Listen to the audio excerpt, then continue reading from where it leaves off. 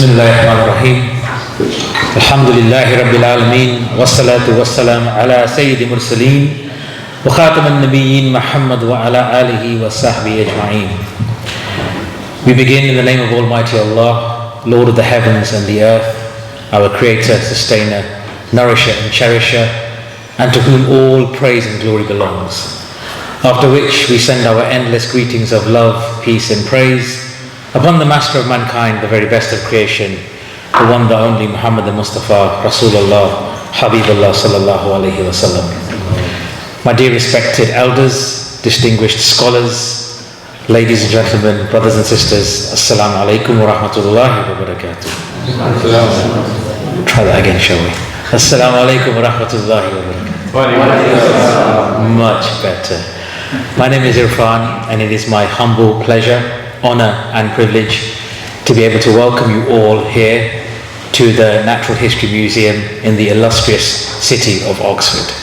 On behalf of Muhammad Awais Kolia and the organisers of this event, we would like to extend our most heartfelt appreciation, gratitude and thanks to each and every one of you for making time to come out here today to honour the life, the works and the legacy of the late, great Dr. Shabbir. I'm really pleased to be here. When Awais asked me to come to this event, I must admit I did not know much about Dr. Shabbir, but upon listening to him and how passionate he was about his work, his life and the personal impact he had upon him, I couldn't say no. So thank you, Awais, for roping me into this event on a Saturday afternoon. Thank you very much. Today we are going to be looking at the legacy and celebrating the life and the works of Dr. Shabbir.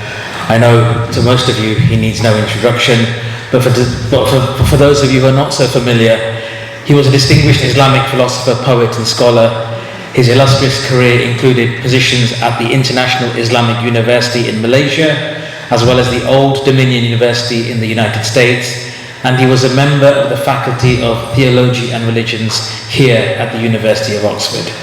He was known mainly for his work on political Islam, Christian-Muslim relations, as well as Islamic philosophy and his critical appreciation of the two main religions.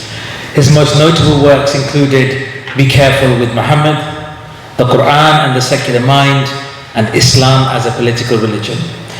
He was a very prominent voice during the Salman Rushdie affair in the late 80s, representing the British Muslim community in debates and free speech. And Dr. Akhtar sadly passed away in July 2023. May Allah subhanahu wa ta'ala grant him mercy in the hereafter and give his family, friends and loved ones the strength and the patience during this difficult time. Now we have a packed agenda today. We'll be hearing from various people who've either worked with him or the works of Dr. Shabbir have had a great impact upon them, and we'll be celebrating his legacy. Can I just kindly remind everyone to switch their mobile phones off or turn them to silent? We do not want any disturbances during our respected speakers' slots. And we have toilets on the outside, and there is no scheduled fire alarm to take place today. So if we do hear a fire bell, please make your way to the emergency exits which are here, where you entered, and also here on my left-hand side. Now, in line with our Islamic heritage and tradition, it is only right that we begin by listening to the glorious speech of Allah subhanahu wa ta'ala. And to do that, I would like to invite Brother Abbas Hussain, the son of Dr. Shabbir, may Allah preserve him, who will recite for us some verses of the Holy Quran. And it is my request that we listen with the utmost attention and respect. Brother Abbas.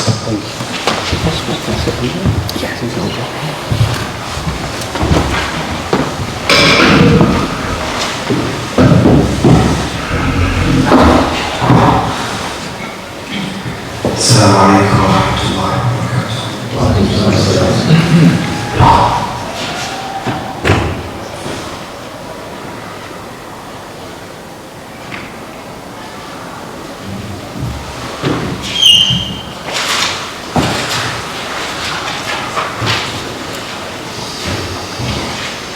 أعوذ بالله من الشيطان الرجيم.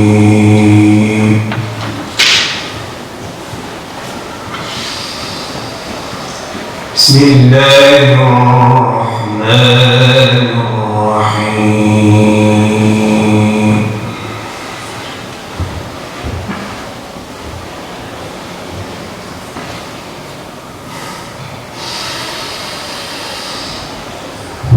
ومن يعمل من الصالحات وهو مؤمن فلا يخاف ظلما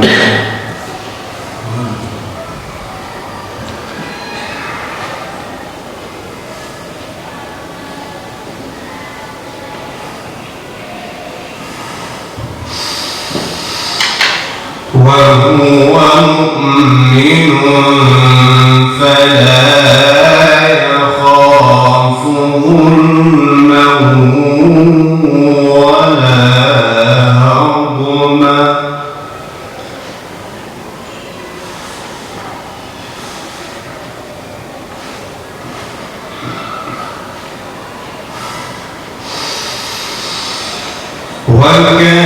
وكذلك أنزلناه قرآنا عربيا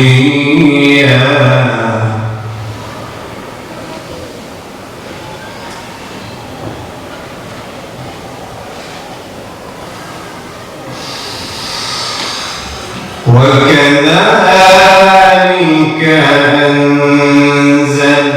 أنزلناه قرآنا عربيا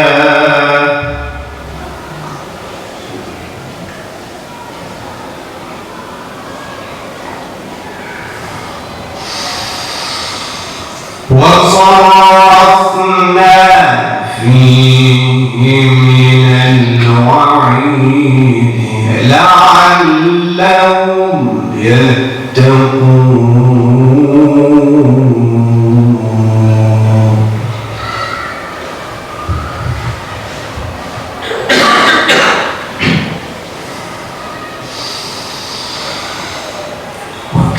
وكذلك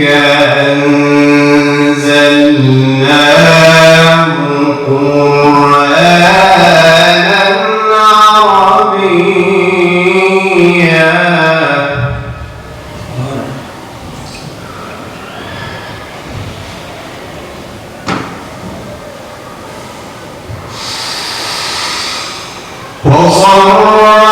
وصرفنا فيه من الوعيد لعلهم يتقون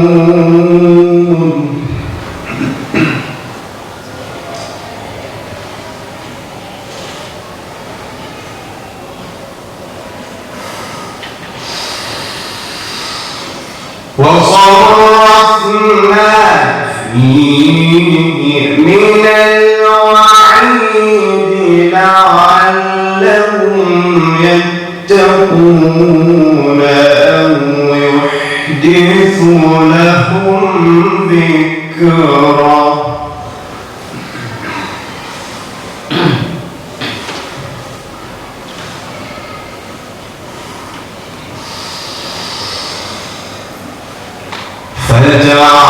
فتعالى الله الملك الحق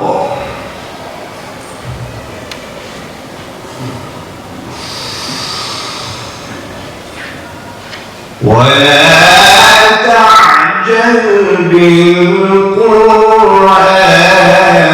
من قبل أن يقضى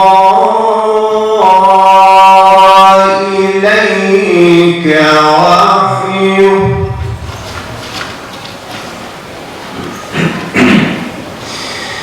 وقل رب زدني علما وقل رب زدني علما صدق الله العظيم. الفاتحة.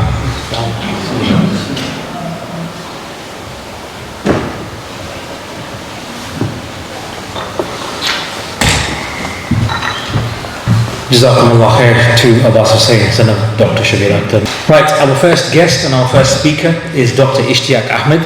Dr. Ishtiaq was the former head of Bradford District Council for Voluntary Services, as well as the former director of Doncaster and Bradford Racial Equality Councils.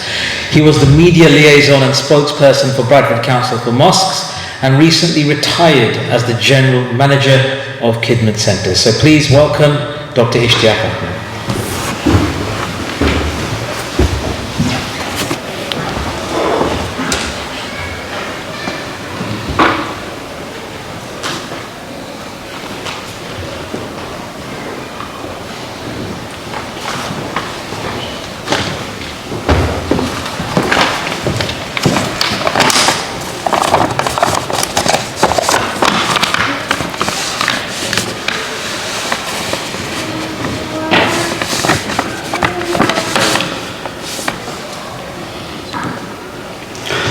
Bismillahirrahmanirrahim.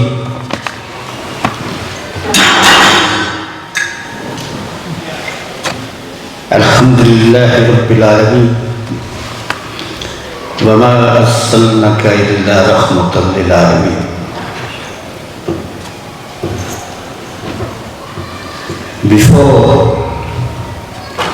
Before I start, one confession. I was never a doctor.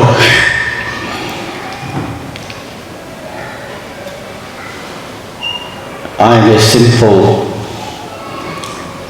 humble person by the name of Ishtiaq Ahmed from the city of Bradford. And if I could add, I'm grateful for Dr. Akhtar for being my chauffeur all the way from Bradford to Oxford.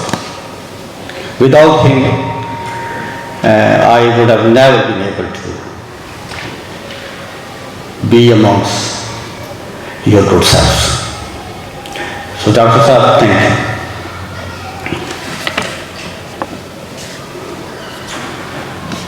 you. We have gathered here today to honor, to commemorate, to pay our respect to Dr. Shabbir Akhtar, a man, a person who touched our lives in different ways. He touched our life as a friend, as a colleague, as a teacher, as a father of his family, son, brother. In all different ways, he's been part of our lives and the lives of his family. Today we gather here, and for me particularly, this is a moment of sadness, but it is also a moment of celebration. Sadness, the fact that he is no longer amongst us. He has departed from us at such a young age and returned to his Maker. Celebration, because his enormous legacy will continue to illuminate us, will continue to guide us. What he has left us is something very special.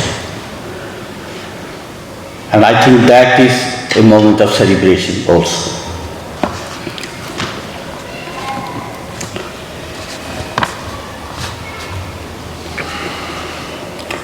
We celebrate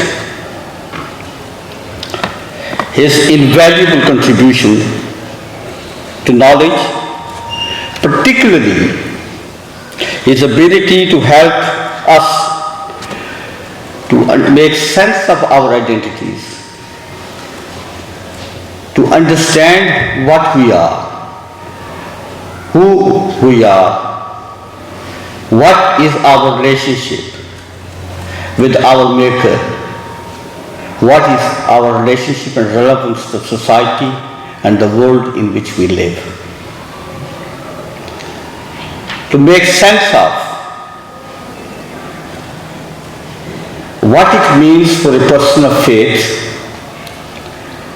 to grow up, to move forward, to progress in life, in a society full of contradictions, in a society full of challenges, and in the secular world that presents to us challenges on a daily basis.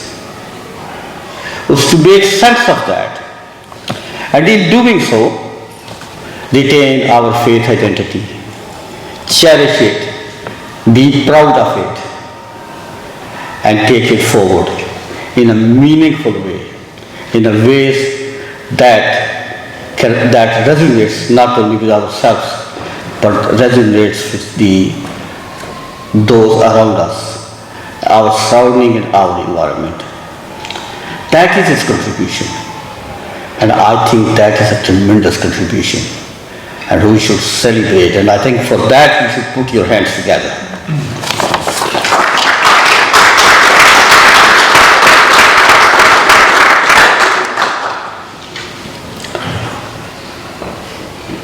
Dr. Shabbir was a deeply insightful thinker, capable of penetrating beneath the surface of complex issues with exceptional intellect. He was a prolific writer and a sharp-witted debater, known for his dry sense of humor and his occasional biting sarcasm.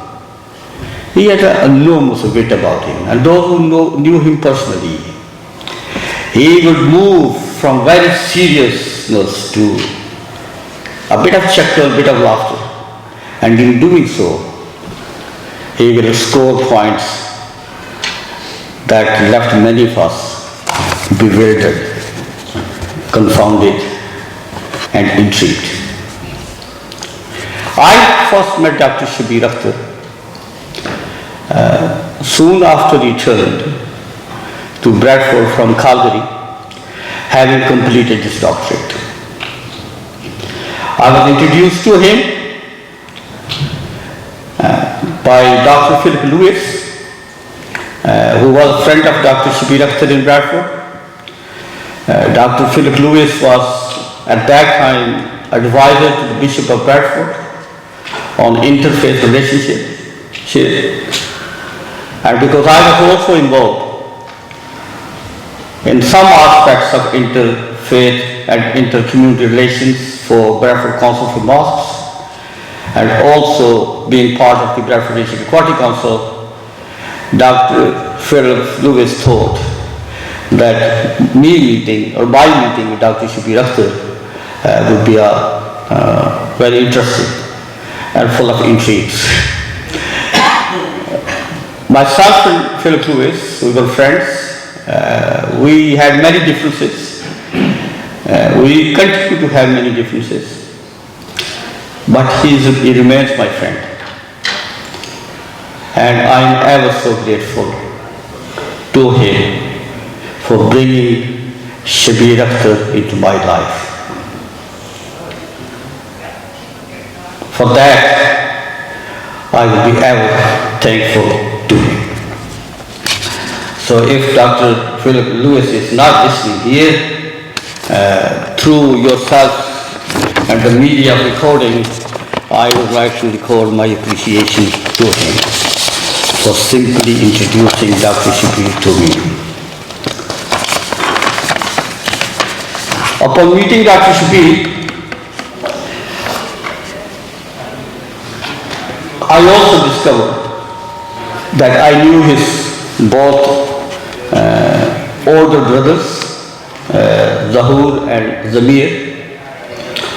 and also knew something about his father also. It happened that we lived in the same neighborhood.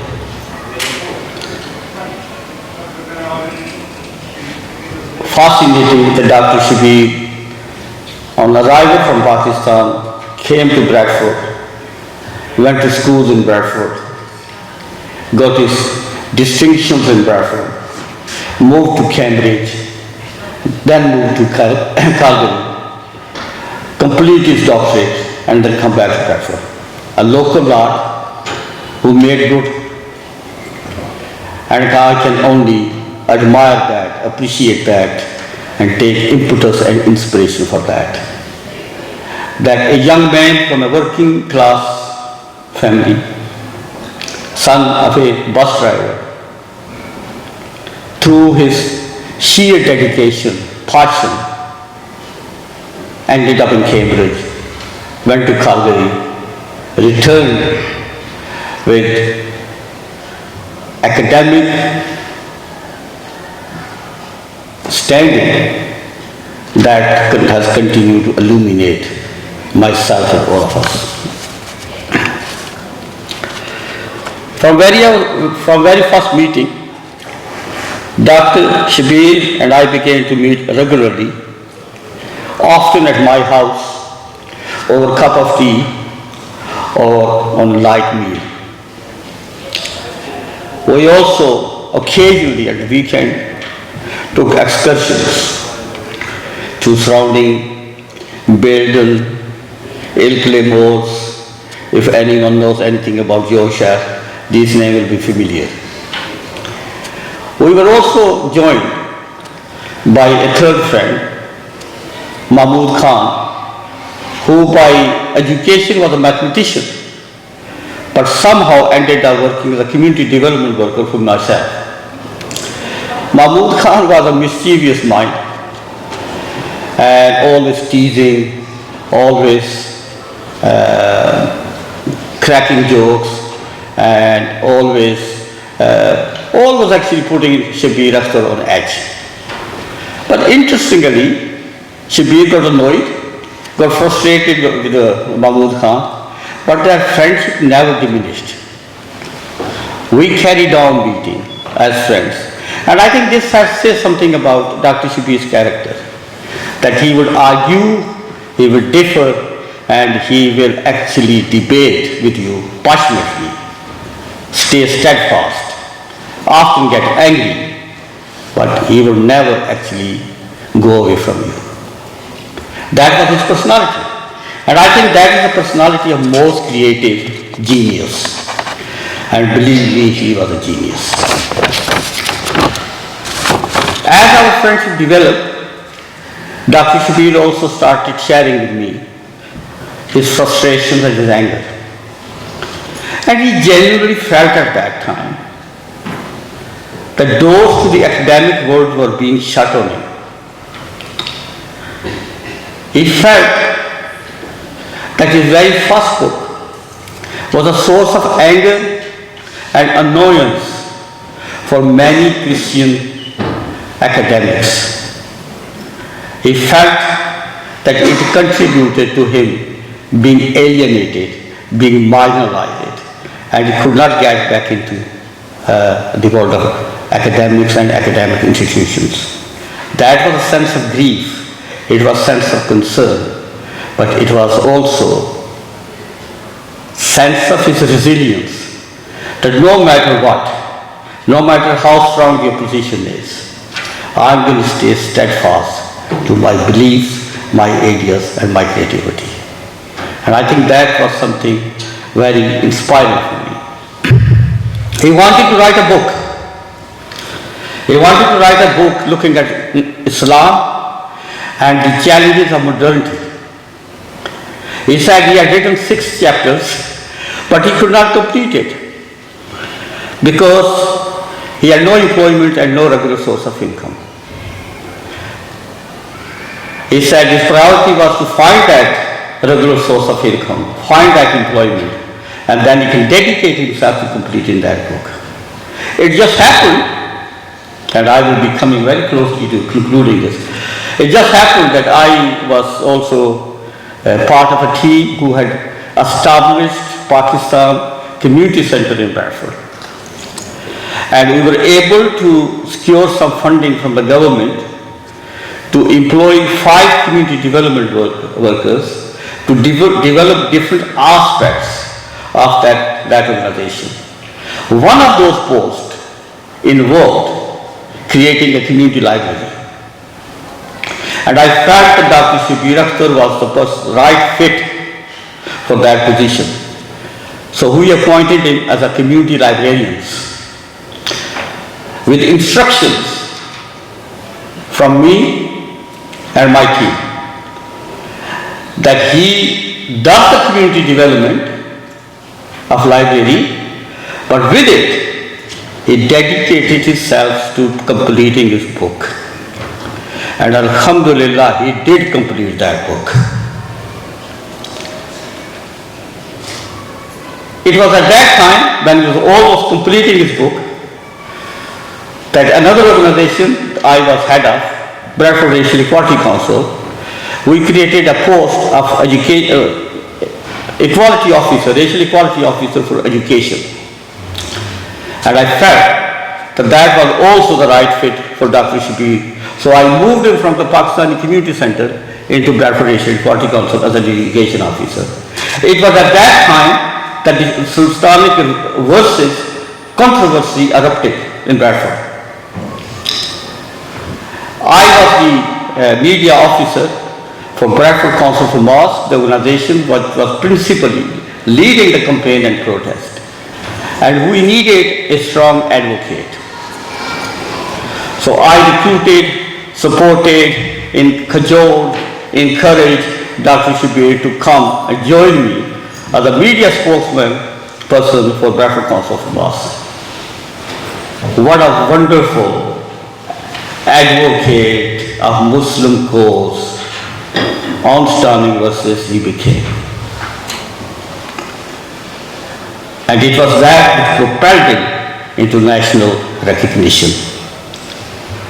But I felt at that time, and I'm not actually bragging about myself, I'm telling you a story. I felt at that time that in all the efforts that Muslims were making, efforts of protest, registering their concerns around Islamic verses, there was something missing. And that something was that there was no intellectual academic response to Islamic verses. There was no written document which actually gave people insights into why and how Muslims felt, what were their concerns about, why were they so agitated, why were they so angry, why were they so annoyed about the publication of Islamic verses. And I felt that we needed an intellectual response. And who better than Dr. Shabbir Akhtar? So when I mentioned that to him over a meal at my house, he looked back and said, that would be a good idea, but he said, how do you expect me to balance writing a book on this significant and important issues and balance that against my professional responsibilities? So we came up with a plan. And the plan was that for the next 6 months, I would do his educational role. I will attend all his meetings. I will deal with all the correspondence. I will do all the policy development work. He will remain as a racial equality officer for education. And in 6 months I said to him, I want a book from you. And for 6 months he hid himself in the office of Bradford Racial Equality Council. And after 6 months he came with a book which remains one of his strongest legacies, Be Careful with Muhammad. Published in 1989 first time and republished again in 2020. It was that and his work for Bradford Council Mosque as a media officer and advocate. That actually brought him to the limelight. It was that which attracted the attention of Dr. Kaleem Siddiqui of Muslim Institute, the Muslim Assembly. Dr. Kaleem Siddiqui approached me and said, would Dr. Shabbir be interested in working for the Muslim Institute to actually construct an educational manifesto for British Muslims? When I spoke to Dr. Shabbir, he asked for my guidance. And I said to him that you are of a very strong disposition, but so is Dr. Kaleem Siddiqui. And I see many clashes in your personalities. But I think it would be a good idea, because that will give you a platform, a national platform, a national recognition worthy of your education, worthy of your intellect, worthy of your creativity, and worthy of your passion for your faith and for your community. He accepted and produced the educational manifesto for the Muslim Institute, which also remains his legacy. From that onward, his life is history, and you probably all know more about him than I do. I look back the very first day when I met Dr. Shabbir. And ever since, after every prayer, I thank Allah subhanahu wa ta'ala for actually bringing him into my life. Yes, I propelled him forward, but he also has left me something that is going to remain part of my life for the rest of my life. And those of you know him,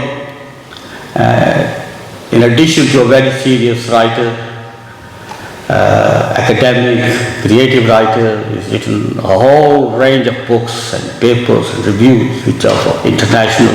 His books have been translated. He was also a wonderful poet. I think he's produced 2 or 3 books of poetry. And he used to say to me, Ishtiaq, poetry comes natural to me. I'm only worried that if I actually allow it, it's going to take over my personality. So what I do is I have left and parked poetry on one side of the car park. But he remains in the most poetry. My last memory of Dr. Shabbir was just only a few years before his departure. He departed from us last year, was actually constructing an Islamic phobia definition, which I was commissioned by the Bradford Council. And with the help of Dr. Imtiaz Atif and Dr. Shabbir and a number of other senior Muslim scholars, we agreed on an Islamic phobia definition that was then adopted by Bradford Council and then also taken up by the other city councils in our region and elsewhere, which was a very different Islamophobia definition from the one which was being pushed nationally. That was my. So, we have lost a friend. The family has lost its head. We have lost, the intellectual community has lost one of the most creative, most powerful, most passionate minds. And the Muslim community has lost an advocate. May he rest in peace. May Allah subhanahu wa ta'ala's blessing be upon him. I take courage, in fact, that I provided impetus and propelled it forward. And he has delivered on every aspiration that I had of him. I can't say more. Thank you.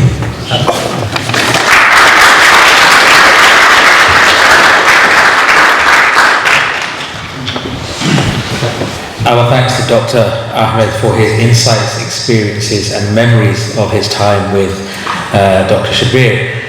Moving on, our next speaker, I'd like to invite Dr. Atif Imtiaz.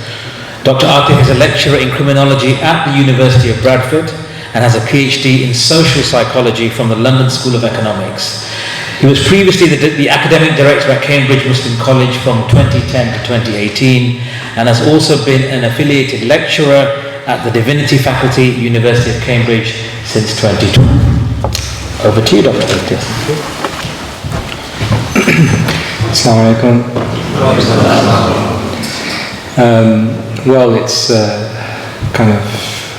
I'm very grateful for the opportunity to speak in memory of Shabbir Akhtar, but also it's a very sad event for us that somebody so gifted left so early. I'm going to repeat some of the points that I made on the day that he passed in front of the worshippers who gathered for his funeral prayer, because when asked to speak, I thought about what I could say about him, and those points that came up then are the points that come to mind again today. So there's essentially 3 points. How do I know Shabbir? I'm also from Bradford. I was about 15, 16 during the Rushdie affair, and it so happens that the job that Shabbir was referring to at the Racial Equality Council was a 5-minute walk away from my school. And so Shabbir Akhtar's office was just around the corner through the fields, up a street, and just knock on the door and Shabbir Akhtar would be there. And I was as a 15, 16-year-old who is 1988, 1989, so it's a long time ago, when there's no resources that we have on the internet. English language publishing on Islam is very weak, very poor. Most publishing is available from Pakistan through generally poor quality publishers. So if you're a 15, 16-year-old who is interested in religion, in Islam, is trying to find his way, trying to find useful books or ideas or understandings is quite difficult.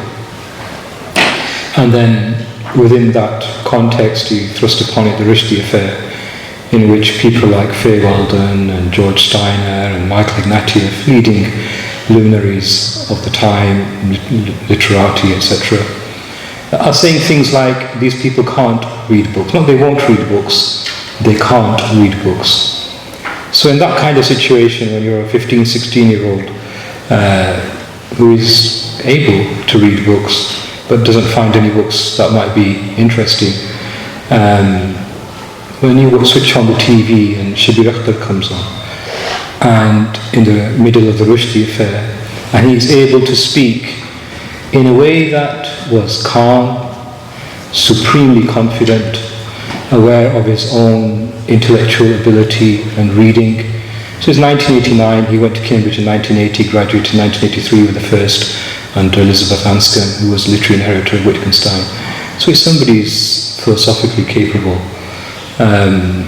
widely read across numerous subjects. He carried himself that way.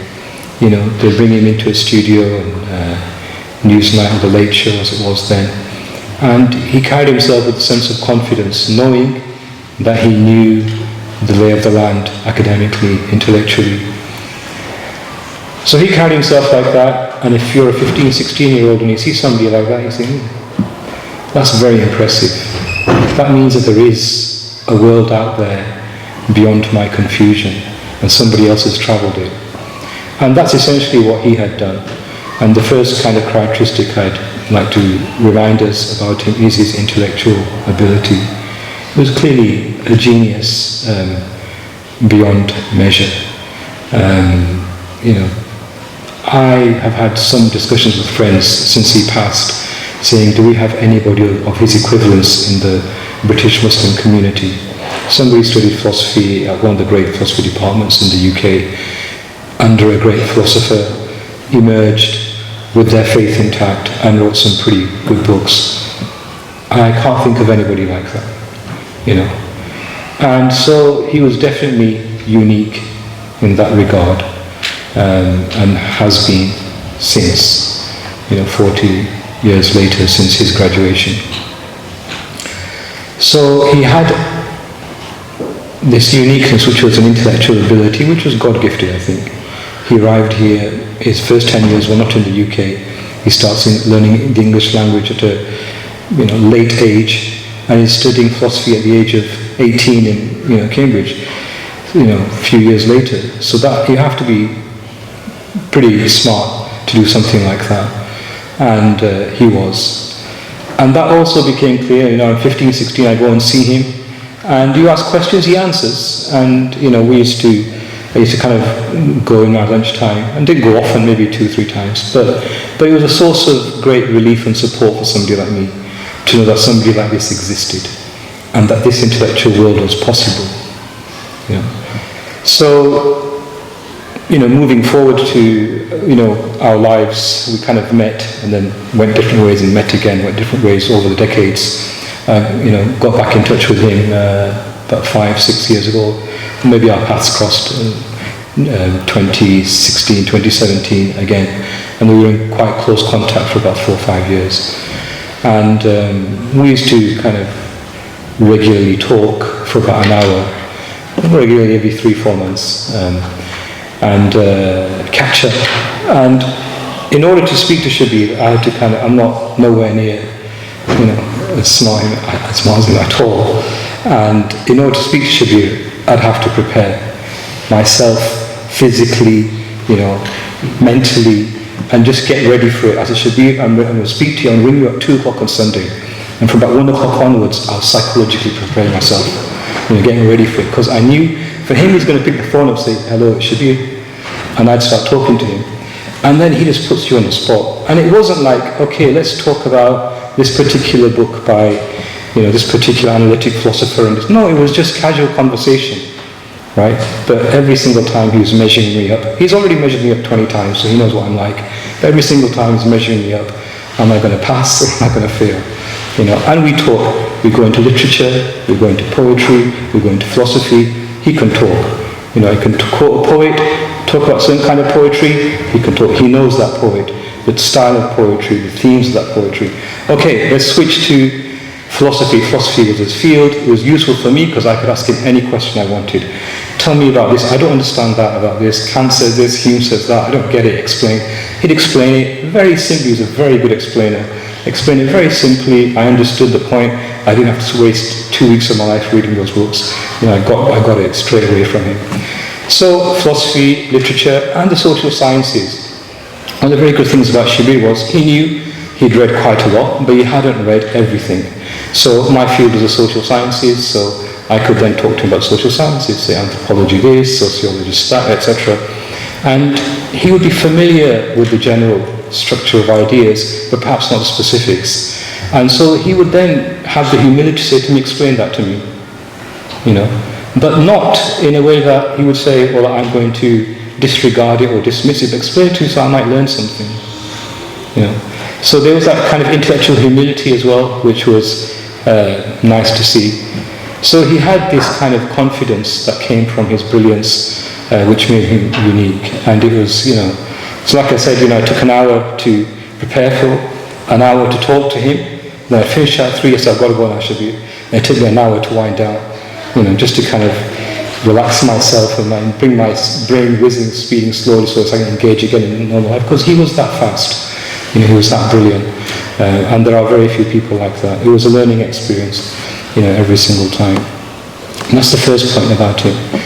And of course he brought that to the Rushdie Fair, So when people said to him, you can't read books, he just looked back at them and said, say that again. What do you mean I can't read? We can't read books. It was nonsense. Of course, nobody can say that today. Muslims don't read books. It's a nonsense thing to say, but it was widely said during the Rushdie Affair. I didn't make it. So my PhD is mentioned. My PhD is on the Rushdie Affair at the LSE, and using social representations theory from Serge Moscovici. I look at the sociology of knowledge during that time, and Shabbir Akhtar is one of the people I examine. And the way he speaks, which I told him about when I met him 10 years later. I said, I did my PhD on you during the Rushdie Affair, so he was intrigued to know about that. So that's the first point. The second point is humility. And I guess I'm raising these points as reminders for those of us who are younger, thinking about our paths forward, what can we learn from him. So the first is, brilliance. So he was brilliant, but he kept on reading. He didn't stop. So it's one thing to say, okay, I'm a genius, as he was, but he said, I'm going to keep on reading for my whole life, and he did. So you don't stop, you just keep on working and working and working, reading every day, interested in new ideas, picking up new books, etc. That's the first point. Second point is his humility. He was really, for somebody of his brilliance, an exceptionally humble person, which perhaps came through his personal religiosity, his personal understanding of religion. It made him humble. His learning made him humble. He could have quite easily and should have been an Oxbridge Don. There are many Oxbridge Dons who are not up to his capacity. He should have easily been an Oxbridge Don, but he wasn't. But he knew that he could have been an Oxbridge Don. But he carried himself in a way that he didn't think like that. And many people don't carry themselves like that. So he had this humility which was very useful actually for people like me, because it meant he would open his doors. So if he said, I want to speak to you, he'd say, yeah, sure, I'll give you an hour of my time, or 2 hours, or whatever.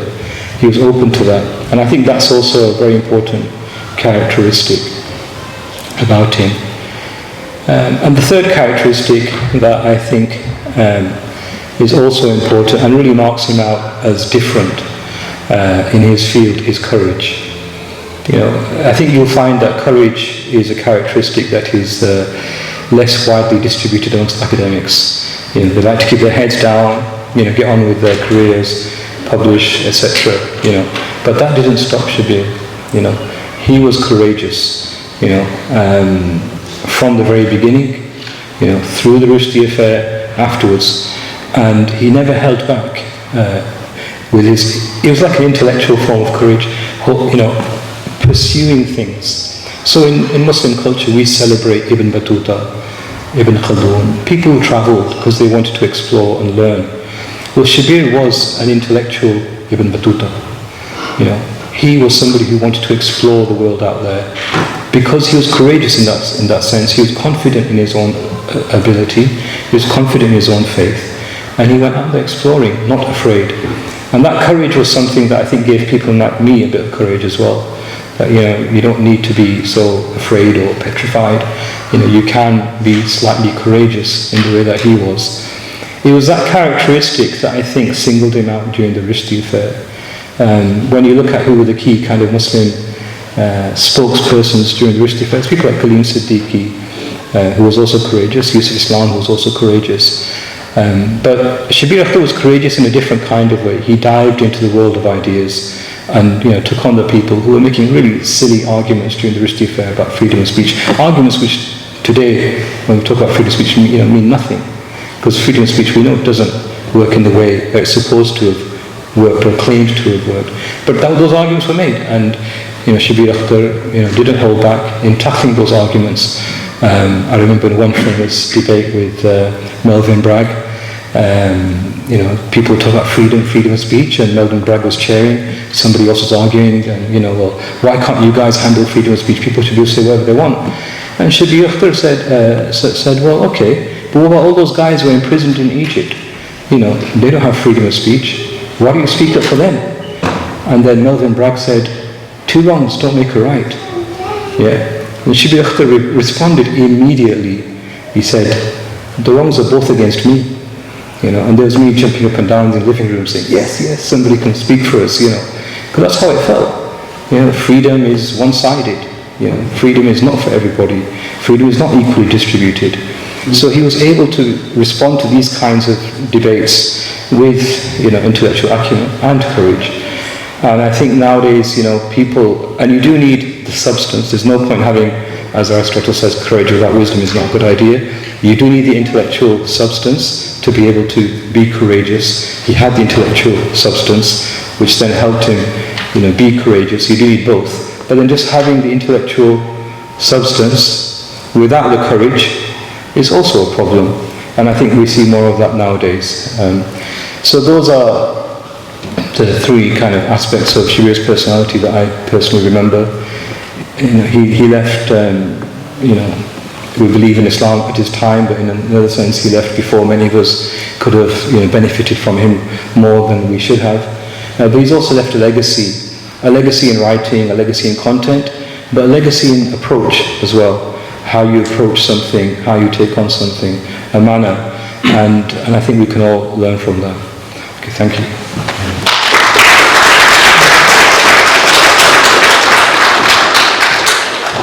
Thank you, Dr. Atif, for that wonderful insight and compelling picture of Dr. Shabbir as an intellectual force. Thank you very much for that. So our next guest, moving on. I hope you're all okay. Don't forget we do have teas and coffees and refreshments in the corridor outside, so please help yourself. Our next guest is Brother Paul Williams. Paul is a researcher and the founder and content producer for Blogging Theology, a YouTube channel with nearly 500,000 subscribers, mashallah, well done, that studies the Abrahamic faiths from a more scholarly perspective. He also discusses philosophy and the intellectual challenges facing the Muslim world, especially from secular liberalism. Please welcome Brother Paul Williams. Assalamu alaikum. For many years, Shabbir and I regularly spoke on the telephone and discussing Christian theology, New Testament studies, and his incredible work. And I never met him. I never thought really there was any urgency to meet him because, hey, he was just down the road. I live in London, he's in Oxford, and we're always kind of going to meet up and have dinner in a restaurant, but it never happened. One of my great regrets in my life, we never actually physically met. But we had endless conversations on the phone for hours over, 3 or 4 years actually, but mainly centered around theology, New Testament studies, that sort of thing, philosophy. And he was always encouraging me to come here and do an MPhil at this place, I don't know why, but anyway. And he appeared several times on Blogging Theology, and he, last year, or the year before last now, he spoke earnestly about doing a series of BT broadcasts on philosophy. It never happened, of course. Unfortunately, he got COVID, and so on. But his PhD was on the Danish philosopher Søren Kierkegaard. I always thought it was very unexpected that a Muslim should do a PhD on a Danish philosopher, Kierkegaard. But of course, his approach to philosophy was encyclopedic and wide-ranging. Of course, it's a very natural thing for a man of his stature to do that subject. But, and that's what I'm here to talk about today, he was an extremely rare phenomenon, possibly unique, a Muslim New Testament scholar. A Muslim New Testament scholar. Wow. And it is wow. I don't know anyone else like him. Although there is one actually, Usman Sheikh, who's starting his PhD here next month in a related field, so a successor perhaps. Now, there is a recommended reading list compiled by Sheikh Abdul Hakim Murad from another city, another university, which is helpfully divided, this recommended reading list, into 3 sections: beginners, intermediate, and advanced. And in the latter section, there is a book we see listed, Akhtar Shabbir, The Quran and the Secular Mind, a Philosophy of Islam. This is the great book, and I'm not exaggerating, it's in my top 10 all-time favourite books. If I was on a desert island along with the obligatory Shakespeare and everything else, this would be one of them, The Quran and the Secular, a remarkable work which I treasure. So Tim Winter is certainly right to include this extraordinary work on his recommended reading list. Now, in the brief moments I'm here today, I want to share some quotations from his work in part because it contains such wisdom and good sense that it's a joy to share with others, but also because he was a master of English prose, a literary stylist of the highest order. I'm going to read just a few sections from his great book, The New Testament in Muslim Eyes, Paul's letter to the Galatians. And on the back cover, there's some words by Professor Paul Fitz. He's Professor of Systematic Theology at the University of Oxford, who wrote about this book. While thoroughly aware of conventional New Testament scholarship, this author, Shabbir Akhtar, brings a challenging and intensely interesting Muslim perspective to the Apostle Paul's claim that Christ brings freedom from religious law, skillfully drawing out themes that unite and divide members of three monotheistic religions. This commentary is remarkable, provocative, and essential reading, and as high praise indeed from the professor at this university. So, just a word about, if you don't know about Paul's letter to the Galatians, Paul, of course, wrote half the New Testament, or was either by him or about him, wrote lots of letters, and the earliest letter by common consent is his letter to the Galatians, probably written about AD 48. And it's had a huge influence not only on the Christian church but on the Western tradition, the West generally, our relationship to religious law, to divine law. And so Shabbir, in picking this, choosing this letter, picked a foundational text in the Western religious tradition. So why should we study the writings and thought of the Apostle Paul? Shabbir gives a good reason why we should bother even reading Paul's letter to Galatians. I just want to read you a paragraph on page 7 where he gives his reason. And this is where we come into the prose. This is why I like reading Shabbir. You know, he's a brilliant mind, and he is a genius. Thank you for the previous speaker to pointing this out. Shabbir was an actual genius. Without hyperbole, without exaggeration, he belonged to that highest rank. Anyway, Shabbir wrote, if we exclude the Russian landmass, Europe is geographically the least among the traditionally delineated continents, yet it colonized and evangelized virtually the entire globe. And Paul is, for better or for worse, in my considered judgment, the most influential European. Neither Constantine nor Charlemagne, neither Aristotle nor his pupil Alexander can compete with the enduringly potent legacy of Paul's life and actions. The Apostle Paul of Tarsus made the Semitic temperament in religion part of the European temperament in general. Pauline Christianity is the nursery of the European character for some 1.5 millennia. The entire lifespan of Mohammedan Islam. He actually wrote that, Mohammedan Islam. No why. Anyway, even secularized post-Christian Europeans, especially Marxists and secular liberals, are messianic in outlook. This is a brilliant insight. They zealously spread their message to the whole world though many mistake a fashionable Eurocentric cosmopolitanism for an authentic universality, confusing their own local affluence and good fortune for a global condition. So that's why he wanted to write a commentary on Paul's letter to the Galatians.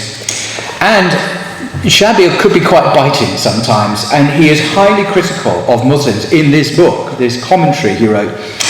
Those Muslims who slander the Apostle Paul and fail to understand the subtlety of Paul's teaching. It's a really good point. I hear this all the time from some Muslims who have a little caricature potshot at the Apostle Paul, but not for Shabbir. He, as a great New Testament scholar, wrote the following.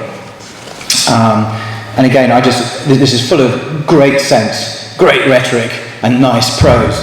So on page 12 he writes, one might call Galatians, this is Paul's letter to the Galatians, the Magna Carta of Christian liberty, the very constitution of Christianity.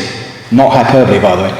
It offers freedom from the law rather than freedom under the law of the land, to pursue the comparison with the English Charter. The Pauline choice between justification by gracious and free faith alone, or through the works of the law, is not addressed in the Islamic scripture. Every early Christian history is marked by anxiety about how to enter salvation, as opposed to how to stay in that state of grace through continuing discipleship. Virtually all Muslims, no matter how erudite or sympathetic to Christianity, dismiss such issues as Christian over-refinement, at best unnecessary sophistication, at worst convoluted reasoning, similar to other Christian dogmas, such as the Trinity. I see it as a complexity arising from a serious attempt to understand God's relationship to humanity, and more broadly to understand our common human tradition. Naturally, however, I reject the Christian solution to this acknowledged conundrum, since I do not think it resolves it. This is in the introduction. He's already dismissed Paul's solution to this problem, putting his cards on the table, which is fine. In the interest of improving Christian-Muslim relations, Shabbir writes, Muslim readers should seek to understand the subtlety and nuance of Paul's teaching in Galatians and in his other epistles. When I first read it, I thought, hurrah, finally a Muslim is pleading for nuance and subtlety when we understand the Bible. This is so rare. It's becoming perhaps a little bit more common these days, but really it's not the case, generally speaking. So full marks for Shabbir, I thought. He goes on, otherwise it is easy to misrepresent complex doctrines and even to slander Christians about ethically relevant matters of the law versus grace debate. It is as easy to deal in caricatures in such matters as in more esoteric matters, such as the sophisticated doctrines of Christology, Trinity, and the Incarnation. The difference is that the Quran is silent on the law and grace debate and never accuses Christians of being guilty of permissive antinomianism, of exercising excessive Christian liberty in the spirit that marked the pneumatic libertarianism found in some later Pauline charismatic congregations, such as the Corinthians. Such charges, unlike the doctrinal ones, are post-Quranic, though comparable with the general outlook of the Islamic scripture. I love here how he goes from the Bible to the Quran to the interpreters, the misinterpreters of some religious communities, to a more subtle, nuanced hermeneutic. Very sophisticated. He can dance from one to the other with great erudition. It's a joy to read. Then this is the hard-hitting part of Shabbir, and I think he's fully justified. Shabbir writes, Muslims slander Paul when they assert that he wanted Christians to behave as libertines. Times I've heard this. Literally to do in Rome as the Romans do. In Paul's epistles, we regularly find an appendix containing an ethical epilogue. This is true. It furnishes proof of his concern that grace should never deteriorate into license, lest Christ become, God forbid, a minister of sin, Galatians 2:17. Christianity introduced high standards of humility and chastity that were novel in the classical world. Paul the pastor helped his flock, especially the former pagans among them, to steer between Jewish legalism and Greek license.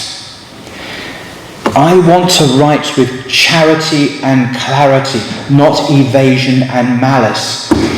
This is a New Testament scholar. I want to write with charity, not with malice. The fact that he has to say this is remarkable, but extraordinary.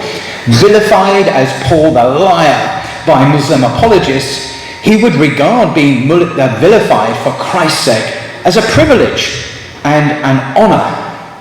Paul taught that justification is ours solely through the grace of Christ. The believer is called upon to exercise nothing except an effortless, childlike trust in God's promise of salvation and deliverance. This attitude of total trust in God's gracious provision was taught by Jesus too, Matthew 6:25 to 34. In this regard, at least, Paul was following closely in the footsteps of his Lord. This next sentence is so subtle and so discriminating in the best sense of the term.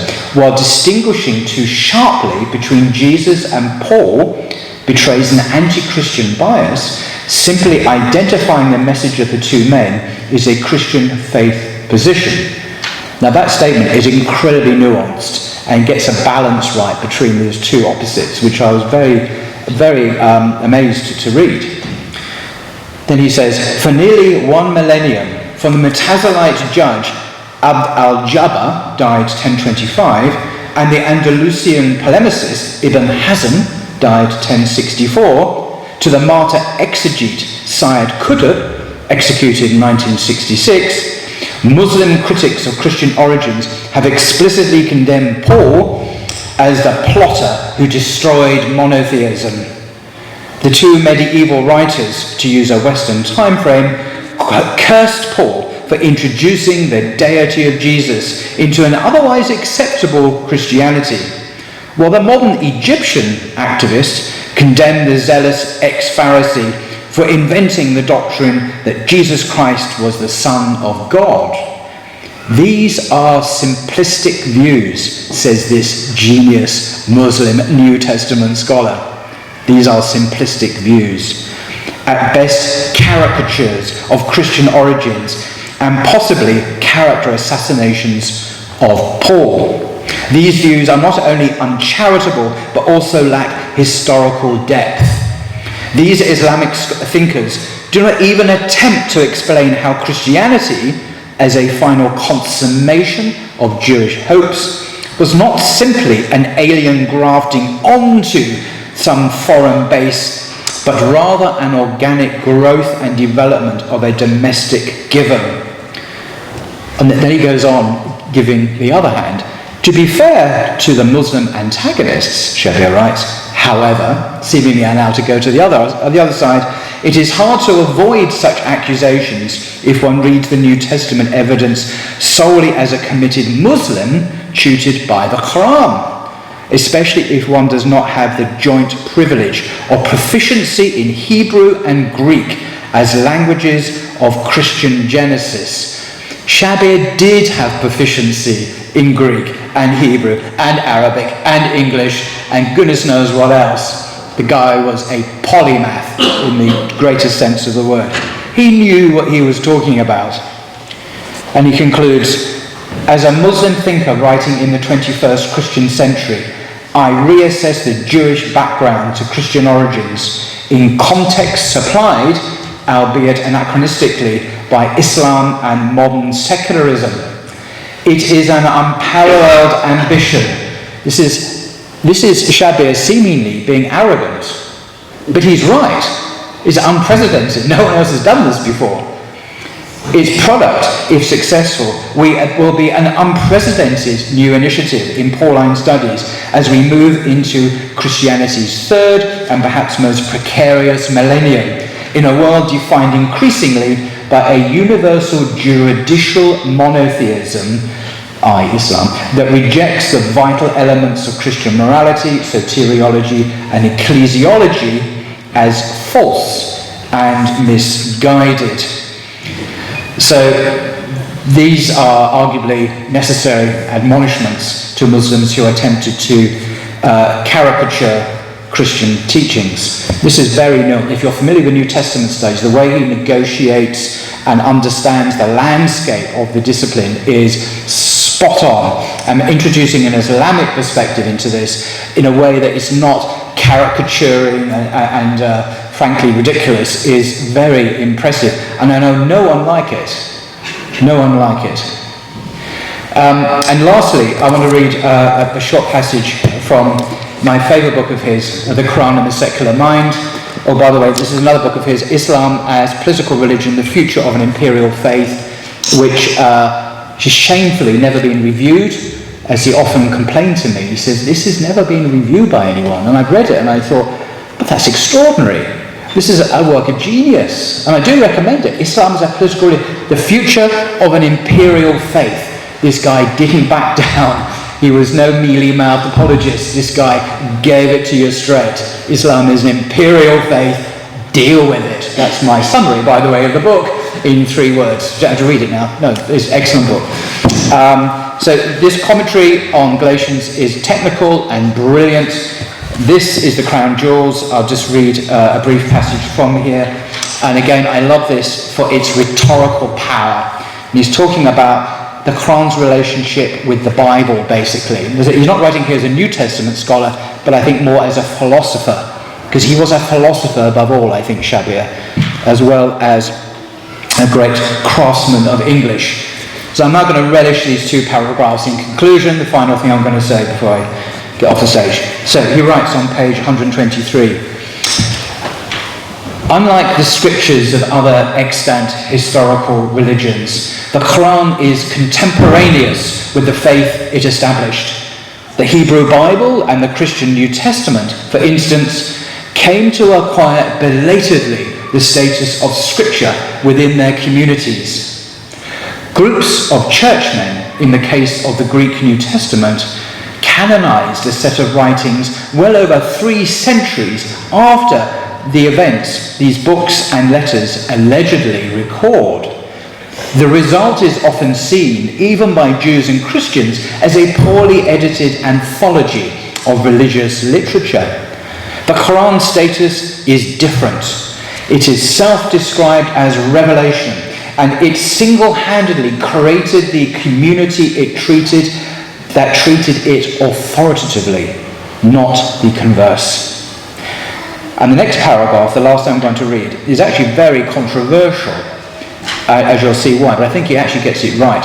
No discipline among the sciences of the Quran corresponds to the critical historical concerns of critical biblical scholarship, a field covering textual criticism as well as form, source, redaction, literary and historical criticism. The Muslim reluctance to develop the discipline of critical Quranic scholarship is mistakenly thought to be connected to religious obscurantism. In fact, there are no materials and no need for such a discipline. This is controversial, but it's true. Why? Why is it true? The Quran, unlike the Bible, is not the work of heterogeneous work of many hands, in several genres, in a trio of languages, in varied geographical locales, stretching over a millennia, surviving in only uncertain and fragmentary forms. It is a unified canon, revealed in just over 2 decades, addressed to a man fully known to his contemporaries and to subsequent history, a man living in only 2 geographical locations in the same country.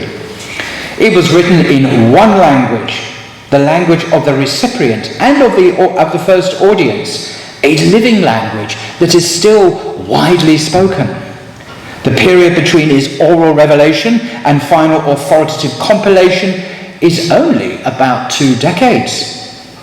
Apart from some variant readings that do not materially affect the sense, the text is invariant, defined, and fixed. Textual emendation, editing the text to remove alleged corruptions and errors in copying, was never permitted. The text has retained perfect purity. A unique version has enjoyed universal currency during the entire history of Islam. I cannot see, barring motives of malice and envy that should have no place in scholarship, any grounds for developing a critical textual scholarship of the Quran. Controversial words, powerful words, beautifully expressed. It's great for YouTube reading this out. It's just fantastic content. And this book, The Quran and the Secular Mind, is full of this, full of the profoundest insights. Do read it if you haven't. It's an advanced text. It's fascinating. It will change your life. and also boost your iman. It will boost your faith, because this man was no liberal, no modernist, no secularist. He was, in a word, a Muslim. Alhamdulillah.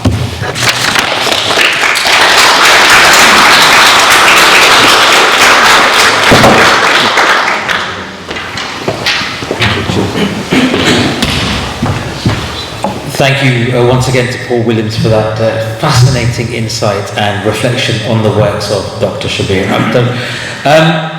Thank you for hanging in there, folks. We're going to have a break very soon, but before we do, we have one more contribution, and this is via video. You'll see a short video from Iqbal Naseem, who is an educator, speaker and writer. Iqbal is a graduate in economics and management from Cambridge. He ran the National Zakat Foundation, NZF, for a number of years. And in addition to that, he offers free courses on prayer, salah, and leadership, as well as many other subjects. So we're going to have a short break after this. So over to you, Mohammed. Assalamu alaikum, peace be upon you all. Thank you very much for the opportunity to share this brief message with you. And I'm sorry I can't be with you in person. Unfortunately, I have a speaking engagement elsewhere today. I don't have anything particularly intellectually deep or profound to share with regards to Dr. Shabbir Akhtar. That's obviously not because of him, but because of my inadequacy. But I just simply want to talk about him briefly, just on a very personal level. I got to know Dr. Shabbir Akhtar during my time as Chief Executive of the National Zakat Foundation. He was introduced to me by a mutual friend and contact. And as a result of engaging with him, I was fortunate to have the opportunity, actually, through the National Zakat Foundation, to support him for some time in doing some of his valuable work, because amongst the initiatives that we were undertaking at that time at NZF was exactly that, to support, I suppose, the hidden gems in our community, especially people of knowledge and learning, whose contribution perhaps, frankly, was rather either not so well known or just had been undervalued. And it was, and I would observe to him actually, and I know that later on Hamza Sortsis, to whom I introduced Dr. Shabbir later, he also, I remember, agreed with me that frankly it was a great shame on us as collectively as a community for the fact that we had actually left somebody like Dr. Shabbir, who had made such a profound contribution, especially at the time of the Salman Rushdie affair, when I myself was still a boy. We had kind of left him really a bit unsupported, and I know that that was a frustration of his as well. But he had the ability, to sort of keep going and to persist. I always found him to be very humble, but at the same time, of course, very forthright in his opinions and in his views. He gave me a lot of confidence in the work that I was trying to do at the time. And in the way in which I was trying to, as much as possible, and have tried to since then as well in my own work, universalize the way in which we think about our faith and bring its full value proposition to all of the people around us. And I think there's a lot of work that we all need to do, frankly, in thinking about strategizing about how exactly to do that. Anyhow, I enjoyed many interesting conversations with Dr. Shabbir, and I was particularly humbled and proud, in a good way, I suppose, to be recognized by him as a friend and as someone who had the privilege to be able to support him, in his dedication in the reprinted edition of Be Careful with Muhammad, his second edition. He actually dedicated to me. He said to Iqbal Naseem, Nasir fi sabilillah, helper in God's cause. And that was a beautiful and a humbling sort of recognition for me. And actually just speaks really to the humility of the man himself, because to be honest with you, I don't feel I really was much help to him. I definitely derived a lot of benefit from our interactions and from the great works that he wrote. So, really thank you to everybody who's participated in facilitating, organizing this conference, these talks, this seminar, and I really look forward actually to catching up on the recordings of the various contributions. And I really hope that we can collectively honor his legacy, not just through this conference, but also in all of our work, and to the extent that we might all have been in a small or large way influenced by him. We pray that the reward for all of our efforts is copied and pasted onto his account too.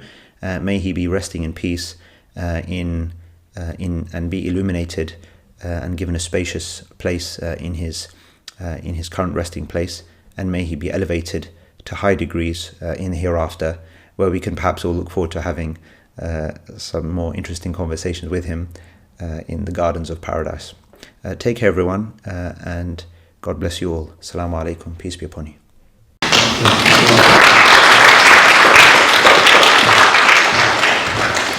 Well, Iqbal Naseem. So that concludes the first half of today's conference. Thank you so much to our contributors so far.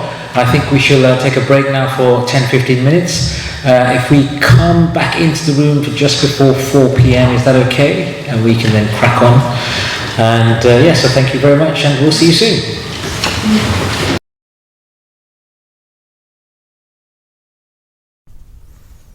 Greetings from Washington, D.C. I'm Nader Hashemi. I teach at Georgetown University. Assalamu alaikum. Thank you to the conference organizers for allowing me to share with you some remarks about Shabbir Akhtar. I'm sorry I can't be with you in person today, but I'm deeply touched and honored, and I want to thank the organizers for remembering someone who I considered a friend and intellectual mentor, the late, great Shabbir Akhtar. I'd like to offer a series of very scattered comments on Shabbir that are both personal and intellectual, reflections on Shabbir's intellectual contributions, his scholarly contributions, specifically to the topic of understanding the tensions in Islam-West relations, but I also want to intersperse it with some personal reflections as well. How did I get to know Shabbir Akhtar? I was introduced to him via a close friend of mine in the immediate aftermath of the Salman Rushdie affair, where he said, you should read this book called Be Careful with Muhammad. It's probably the most sophisticated Muslim response to this crisis. So I read it. I read it very closely, and I was deeply impressed by the quality of the writing and of the argument. After finishing it, my same friend said, well, there's a follow-up book that you should read that's equally intellectually stimulating. It's called A Faith for All Seasons, Islam and the Challenge of the Modern World. And I was mesmerized by this book. I was mesmerized by this book in part because it spoke to my own sort of set of intellectual interests as a Muslim living in the West, trying to make sense of the world that I inhabited. But I was also deeply mesmerized by the book because of the quality of the writing and the argument. And I want to elaborate on these two books in my remarks with you today. One comment stands out. Shabbir wrote both of these books at the tender young age of 29 and 30. That was way before I even began my PhD, but one thing that stands out when I look back on these books is how intellectually gifted he truly was to write two back-to-back impressive volumes that spoke to really key critical issues at a tender young age. The first book, Be Careful with Muhammad, is a very important book because it begins right at the start of the book. In the preface, Shabbir writes the following words.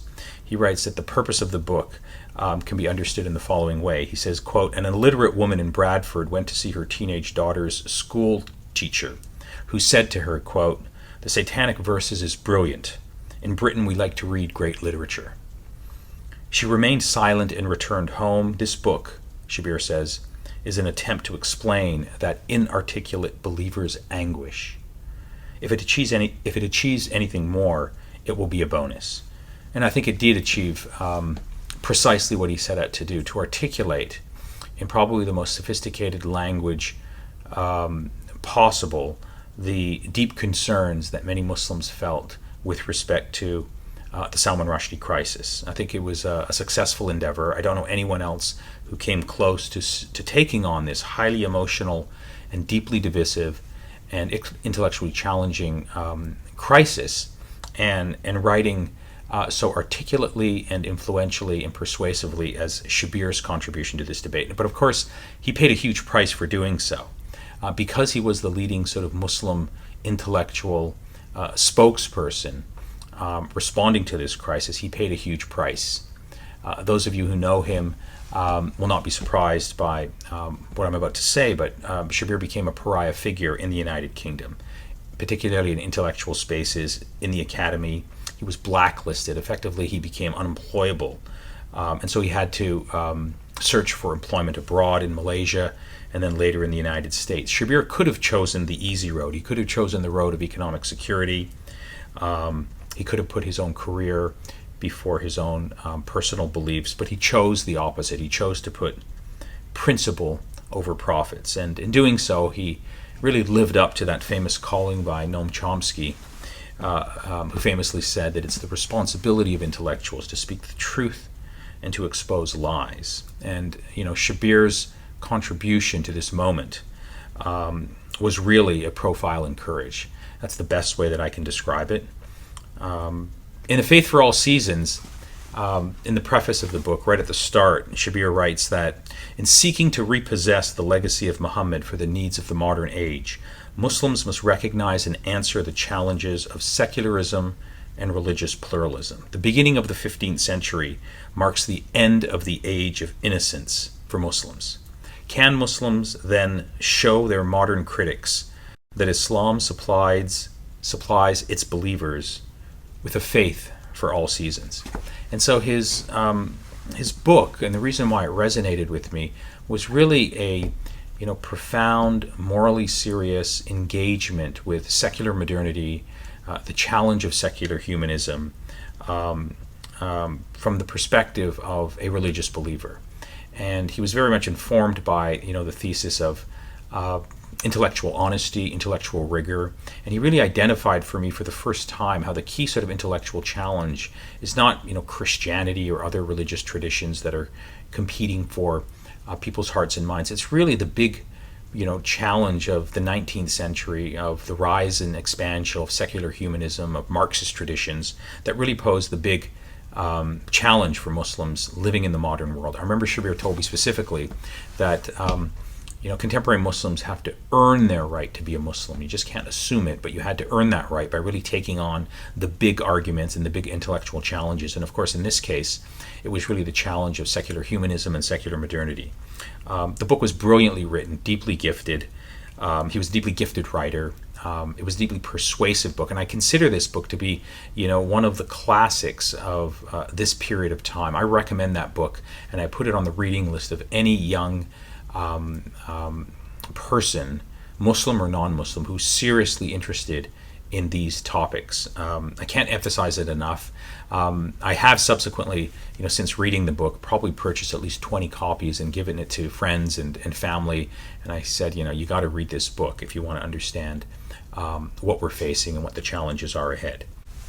I first met Shabbir in 1999. I was part of a small group of sort of Muslim young people, university students who, were very alienated from the mainstream Muslim community in Toronto.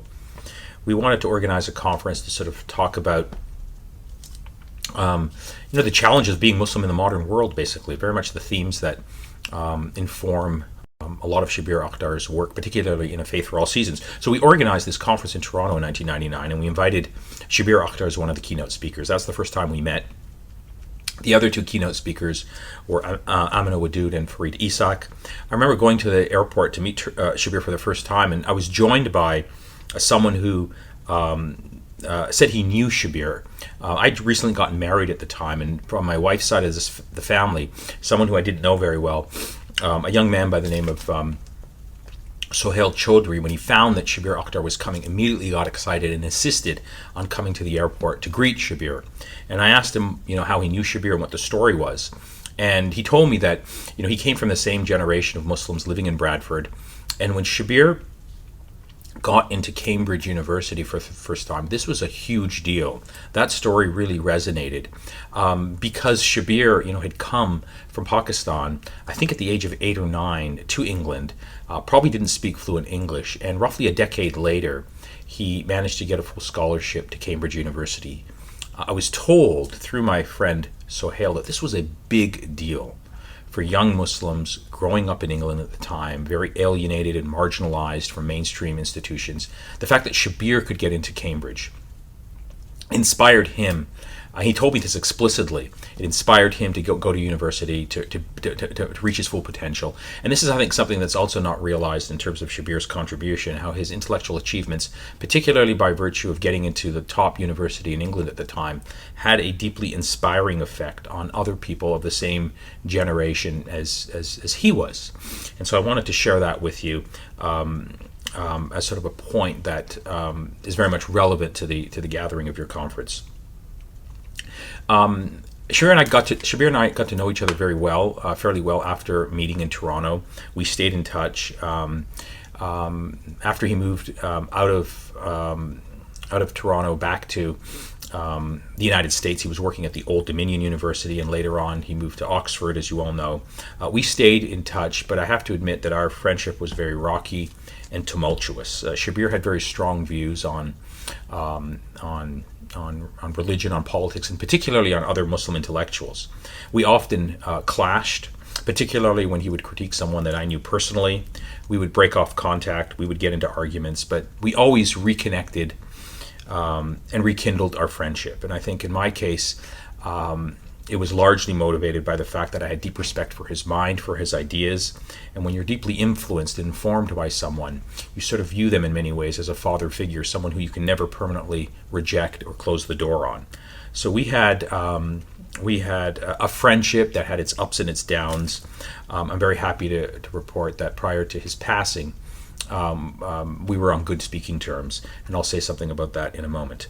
I also want to share with you an insight that I recently discovered, and it's related to Shabbir Akhtar. Shabbir Akhtar I think he spent roughly a decade at Old Dominion University in Virginia. This is in Norfolk, Virginia. Looking back, I think Shabbir was very much responsible for really predicting the rise of Donald Trump. Now, I know that might sound crazy, but I remember when he was talking about his experience at Old Dominion University, he was deeply disillusioned by the conservative students that would come into his class who had deeply hostile views toward Islam and Muslims. He was largely unhappy there, he told me. And he would tell me about what life was like in Norfolk, Virginia, and I remember having a difficult time relating to it. I had been raised in Canada. I moved to the United States, but I was living in the very liberal parts of the United States, and I didn't understand his broad critique and his deep estrangement from, Republicans in the United States and their attitudes. It was only after Donald Trump got elected that I realized that I had completely missed something that Shabbir saw, and that was there was a large part of the United States that had very sort of illiberal, toxic views about the world, particularly about Islam and Muslims. And Shabbir was living in this part of the United States, and he was saying, "Look, this is what I'm seeing." And so I now realize that looking back, this was a deep insight into the United States of America that Shabbir was aware of and tried to share with me. And it's only now in retrospect that I realized that he was very prescient in sort of diagnosing this particular aspect of American society and politics. I think there's another aspect of Shabbir's intellectual contributions that haven't been appreciated, and I think those people who know him will acknowledge this point. Shabbir was very unique in the sense that he was an intellectual expert in early Christian history and theology. He was, in fact, I think the only Muslim that I know who really mastered this intellectual area. He learned the languages, Latin, Greek, and several other languages, so he could develop a specialization in early Christian history, its theologies, and its key essential texts. He could hold his own in an intellectual debate with people who claimed expertise in this area. It was very impressive. He was very unique in this sense, and I remember, talking to him extensively about it. I was blown away by his knowledge of this particular area, and of course, he developed a deep passion for for this period of history, and was working for a very long time on a book on Paul's letter to the Galatians. It was a long book that he was working on, and I'm glad to report that he was able to finish the book before he passed away. It was a long-term project that he was deeply dedicated to, and his time in Oxford finally allowed him the opportunity to sort of draw upon this expertise as a Muslim in early Christian history and theology and write this very important text. His other big intellectual contribution is really, again, related to his critique of the Salman Rushdie affair, his ability to critique Western liberalism and its pretensions to moral superiority, to point out the hypocrisy and the inconsistencies among those people who claimed that, they were the owners and the masters of freedom of expression and thought and opinion. Shabbir was able to, point out weak areas in their argument and to really sort of provide a much more nuanced understanding of the weaknesses and the shortcomings of the Western intellectual tradition, particularly the hypocrisy of many liberals who, when it came to Islam, would sort of stand on a platform and lecture to Muslims, but weren't willing to look into the mirror and recognize their own shortcomings and moral flaws. His contribution in A Faith for All Seasons is really his ability to diagnose for young Muslims, particularly the challenge of secular humanism. Growing up as a Muslim, I remember roughly in the 1970s and 80s, the big sort of thing that would occupy some Muslims were these debates from the South African Muslim preacher Ahmed Deedat, who was famous for engaging in these back and forth intellectual exchanges with Christian preachers. And this was sort of, considered to be an avant-garde, really sort of sophisticated way of Muslim intellectuals and young Muslim kids developing their intellectual prowess. But of course, it was completely ignoring the big challenge of secular humanism and the challenge of modernity, which is what Shabbir sort of really focused on and what he wrote about in A Faith for All Seasons. So I think in that sense, he is a unique pioneer of making an important contribution to the challenge of Muslims living in the contemporary world. My last contact with Shabbir was in 2022, and it was in the context of a book project that I was working on.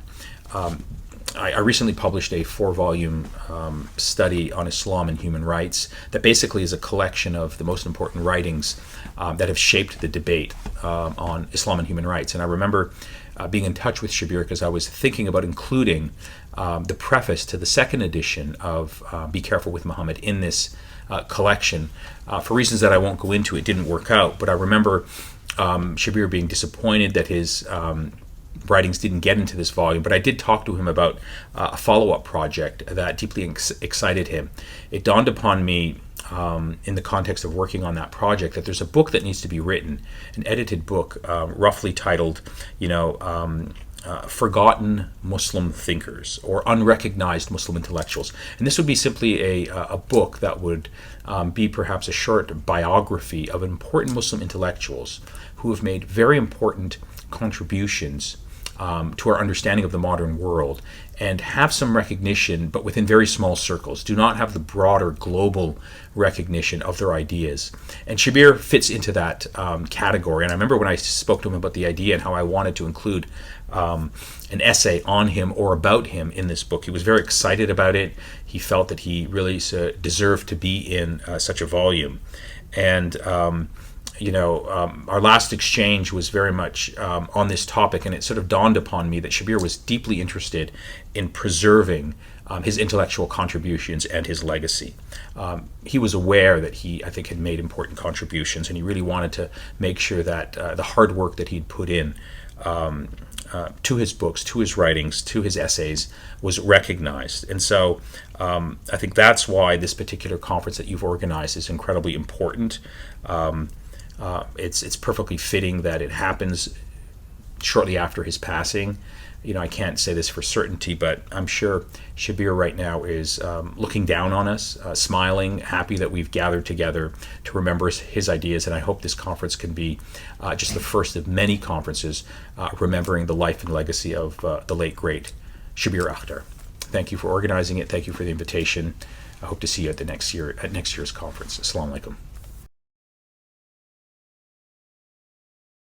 Assalamu alaikum. Brother Shabbir, his passing was a massive blow to the Muslim philosophy and the art of critical thinking in Britain. We miss him greatly, and I really grew to love him. I was privileged to have known and worked with Shabbir. His mind was so sharp and especially formidable against the Islamophobic critics. He was certainly one of the wittiest, and most intellectually alert Muslims to grace these shores. We met during the clash of blasphemic storms, you may say, in London back in the day, and I think we met in Bradford following the release of Satanic Verses, and he was much more astute, I think, to the shenanigans of the press than I was. He's certainly more mature in the way that he dealt with the subject, and of course wrote profusely about this subject. But we were both pretty much carried away on the waves of the emotion at that time because of the love of the Prophet sallallahu alaihi wasallam. Shabbir and I actually also worked on an educational book which I needed for parents to sort of start to gear them towards the understanding of Islamic education at home, and of course Muslim schools, the whole Muslim school campaign. And also he was very, very important in the beginning of my writing my autobiography. It was amazing in the beginning, and later I think I was only, I would say, slightly, or we had to abandon it because of my stubbornness, and I just didn't understand, I knew how to write a song, but I didn't know how to write a book, and I was a little bit immature, I think. But now, alhamdulillah, with the book I hope will be coming out next year, and I'll be crediting Brother Shabbir for his contribution to that book. He was a lovely and warm-hearted brother. We really miss him, and before he passed away, I know he suffered from COVID, and I don't think he ever quite recovered from that. We enjoyed so many hours of just chatting, over the phone, and beautiful and fascinating talks I had with him before he passed. So may Allah Almighty, the Merciful, grant him a blessed abode and grant him the best of company and the highest of stations in the hereafter.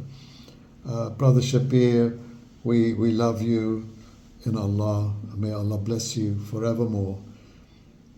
And I'm really appreciative of this chance to speak about him and to raise his profile again, where it's so much more needed today.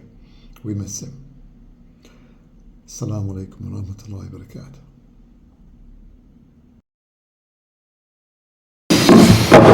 A message there from the one and only Brother Yusuf Islam, formerly known as Cat Stevens.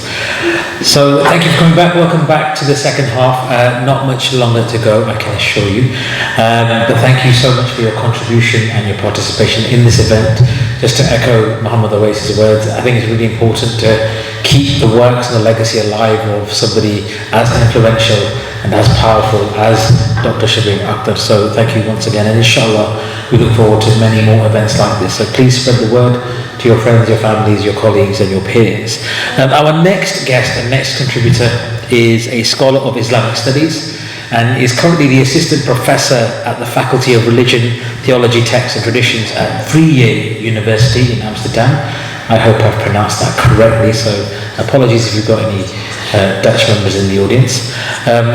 He's trained as an alim and a mufti. His academic background includes a Bachelor's in Arabic and Islamic Studies from Oxford University, and it has an MA and PhD in Near Eastern Studies from Princeton University in the States. Prior to joining the VO University in Amsterdam, he worked alongside Dr. Akhtar at the University of Oxford for a number of years, and Dr. Shabbir considered him both to be a close friend and a mentor. So I would very much like to considered him to be. Oh, right.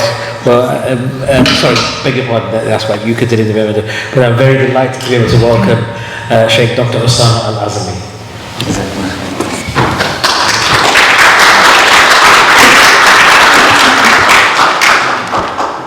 بسم الله الرحمن الرحيم الحمد لله رب العالمين وأصلي وأسلم على من بعث رحمة للعالمين وعلى آله وصحبه أجمعين. Assalamu alaikum wa rahmatullahi everyone, and firstly jazakallah khairan as always. I forget your name, brother Irfan, and all the other organisers involved in bringing this together. It's so important for us to recognise the contribution of the great scholars of our community. And I think it's particularly fitting in this particular instance because unfortunately sometimes our communities are not well enough organised or constructed, or are not in the position to acknowledge the greatness that resides within them.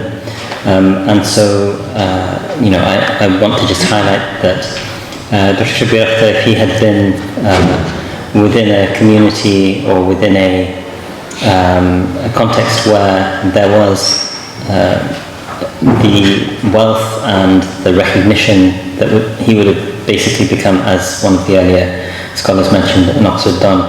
Now, I would argue he was technically an Oxford Don. He was actually affiliated with the university, but he wasn't recognised as a professor, and that's the problem. He was a research fellow, and I think this is a reminder to us that we have a community that needs to come to recognise and come to understand better the way in which certain types of social roles are absolutely essential to the vibrancy of our own communities, flourishing and its future in as a serious and formidable intellectual force, as well as being, large in numbers. Alhamdulillah, the Muslim community in this country and in the West more generally is growing in numbers, but we also need to be able to show our strength in terms of what we stand for, why we retain our values, and it's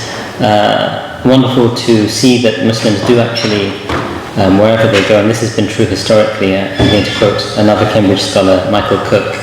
He has a fascinating book called Ancient Religions, Modern Politics, and he was one of my mentors in the United States. And he notes in Ancient Religions, Modern Politics that Muslims have always been incorrigibly Muslim, in the sense that once a group converted to Islam, for some reason it was well nigh impossible to ever get them to abandon their faith. And this is true across 1400 years of history. And we see this now in Europe, and it's creating a great deal of consternation, obviously, and perhaps increasingly in the United States as well. But it's good to have the faith of a layperson and the commitment of a layperson, but it's only to be desired in this sort of a context that faith, which Islam has this extraordinary flexibility and breadth to it, that it can appeal and make absolutely perfect sense to a layperson, but it can also appeal and make extraordinary sense to the highest level of intellectual. And we need that full range represented in our communities, and Dr. Shabbir Akhtar, fascinatingly, was able to actually straddle that full range, because he could talk to the average person in a way that would allow them to, he was extremely humble, and this is something which is repeated, أحسبه كذلك ولا أزكي على الله أحدا, as the Prophet said with respect to praising people, that we should say that I consider, this is how I certainly found him to be, but I don't make any claim before Allah subhanahu wa ta'ala. So I wanted to, I probably went off on too much of an introductory ramble, but I wanted to start off perhaps by just reflecting briefly on just my personal connection with Dr. Shabbir. Unlike some of the preceding speakers, I didn't know him for many, many years. I only got to know him around the year 2016, probably, late 2016, when he started teaching at the Markfield Institute, which is where also Dr. Abdullah and of course our dear brother Gwais, the main organizer and the student of Dr. Shabbir, was a student, and Dr. Abdullah and myself were lecturers, and Dr. Shabbir was a part-time lecturer. He would actually come from Oxford. So I actually had the privilege, because he was he actually had difficulty with mobility even then. This is before COVID. So I was asked if I could assist him getting from the train station to Markfield, because it's a really awkward, if anyone knows, Leicester train station to Markfield is not straightforward by public transport. And so I got to know him that way, just as like someone who's trying to help out in a small way. I happen to live like almost right in the middle between the train station and the institute. And alhamdulillah, it was the beginning of a wonderful friendship. And I say friendship because he always treated me as an equal. I mean, he was always full of praise for me, and when I would start reading his books, I'm like, wow, this guy's praising me. I mean, like, this is an extraordinary privilege. Because he is, as so many have mentioned, he's very encyclopedic in his knowledge. But he is, he was just such a wonderful mentor in that way. He's more than 20 years my senior. But as I say, and in South Asian culture, as you all know, sometimes that seniority, it really matters, and people make a point, like, I'm more senior than you, right? And you have to show me the respect. But in the true sort of way of a mentor who is trying to help build you, he didn't let that sort of seniority get in the way of being that kind of guide to teaching. And I think that's a good example for, I hope I can live up to that standard when it comes to my own mentees and the people who I supervise in their academic progression. Certainly it will be a standard which I will try to sort of see as a yardstick for my own behaviour in that way.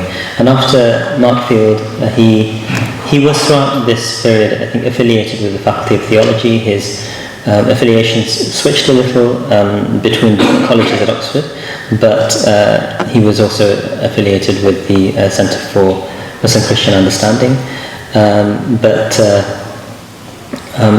We also shared an affiliation with the Yaqeen Institute, and then subsequently I joined Oxford in 2019, and he was a sort of colleague in another department, so I was in Asian and Middle Eastern Studies. And I think it's a bit unfortunate, the academic career is very often quite a challenging space to be, because you do not have a permanent job until quite late in your career. And so I unfortunately did not have the opportunity to meet him as often as I would, despite teaching in Oxford, but I would commute from Leicester to Oxford, so I'd usually have to be going back straight after my classes. The last time I was supposed to meet him was around March 2023, and he was going to come to a lecture that I'd organised.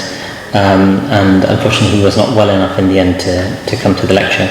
So unfortunately I hadn't seen him probably since mid 2022 or late 2022, and yet I feel somewhat sort of privileged that another sort of connection of mine is that my cousin, who is a student of Abdul Hakim Murad at Cambridge Muslim College, and had read the Quran in the Secular Mind, his magnum opus, was the last person to actually meet with my dear friend Dr. Shabbir Akhtar. He met with him, as I recall, around midday on the day he passed away, and then later on he passed away while out on a walk. He had a heart attack, rahmatullahi alayh, and we asked Allah subhanahu wa ta'ala that be accepted as some kind of shahada.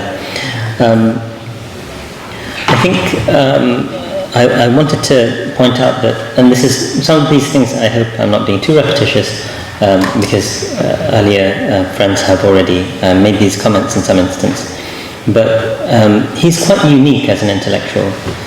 So my own training is in Arabic and Islamic Studies in the University of Oxford, but alongside that I had the privilege of coming to Oxford at a time when a scholar local, some of you may know more or less, Muhammad Akram al-Nadwi, had started teaching publicly.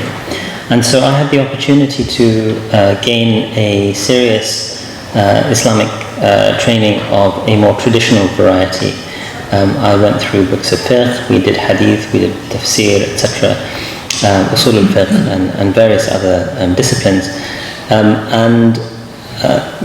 That puts you within a particular tradition of Islamic scholarship, which is kind of recognized very broadly. It's existed in some form for 1400 years. And yet, Dr. Shabbir Akhtar, coming here at the age of 10, having to learn a completely new language and master it to the level that he gets admitted to Cambridge, which was, in Cambridge there's always this kind of competition in philosophy between Cambridge and Oxford, but in the shadow of Wittgenstein and Russell and all of these people, in the 20th century, Cambridge had quite a significant reputation as a major centre for philosophy. And he studied, as Dr. Imtiaz was mentioning, with the main legatee of Wittgenstein,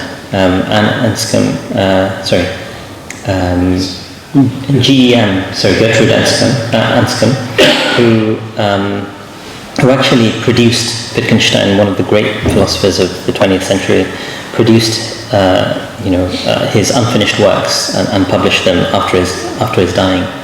And so in that sort of a context, for him to do that, I just wanted to point out he was not an alim.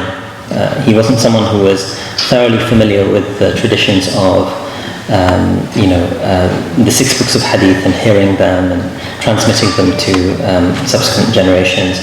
He did not necessarily have great familiarity with the qira'at and all of the tafsir traditions in great detail. But he was someone who, despite those limitations, which in my experience he would readily admit, look, I'm not an alim in that sort of way, and he sometimes had some critical things to say about the ulama, which were sometimes quite harsh, but not unjustified in many instances.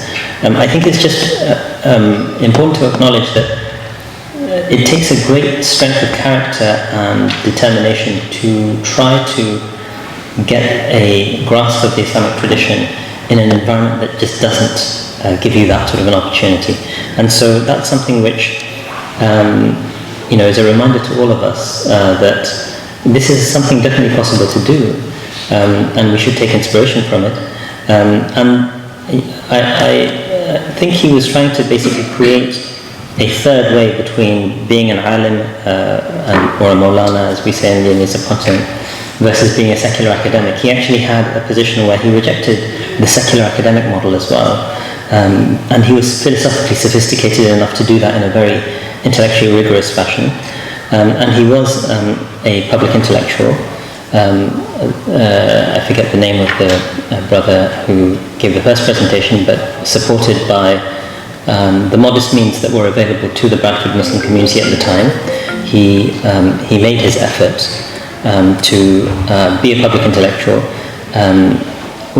with great sacrifice. Everyone involved engaged in great sacrifice, but I think this is something that we all should take great inspiration from as well. And so I wanted to, thankfully Brother Paul has done a wonderful job highlighting certain sort of elements of his major works, and he was so prolific, and we haven't touched on his poetry, and I'm not really that sort of very literary in my own personal sort of like intellectual work, so I don't dare touch it. But I did want to say just one thing, which is, you said, I don't know why he said Muhammadan, and I was just looking at the line again, and I thought he did a wonderful contrast in that line between Pauline Christianity and Muhammadan Islam. So, the fact that Christianity kind of had a reincarnation in Paul, which becomes the dominant form of Christianity, versus Islam actually incarnates a Muhammadan vision. And I think that's a wonderful way of, there are so many ways to read his writing. And I just thoroughly enjoyed those excerpts, because it gives a real flavour of his brilliance as a writer, but something that we should try and train ourselves to be able to appreciate. And I'm happy to see, like, some of the next generation. I brought my own son with me here as well, but we need to train the next generations to do these sorts of things as well, to appreciate the great towers on whose shoulders we and our next future generations can build, inshallah. I wanted to actually talk a little bit, and I'm conscious of time, so I will wrap up very soon. But I just wanted to talk about how many minutes? 2-3 minutes? Or? Cool. Yeah, 3-4 minutes. Okay, perfect. So I wanted to comment a little bit about a line of his which he repeated sometimes, but I thought it was extremely apposite. I invited him to a workshop on extremism, a problematic term, but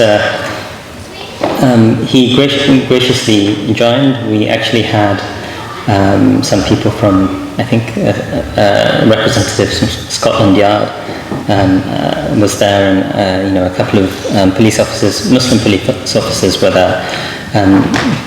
Some of them were quite critical of the status quo in law enforcement on these sorts of topics, on radicalization and so on. And a comment he made in that was, people ask me all the time, like, what's the root cause of radicalization? And he says, it's quite simple, really. You just need to watch the 9 o'clock news. And, what does he mean by that?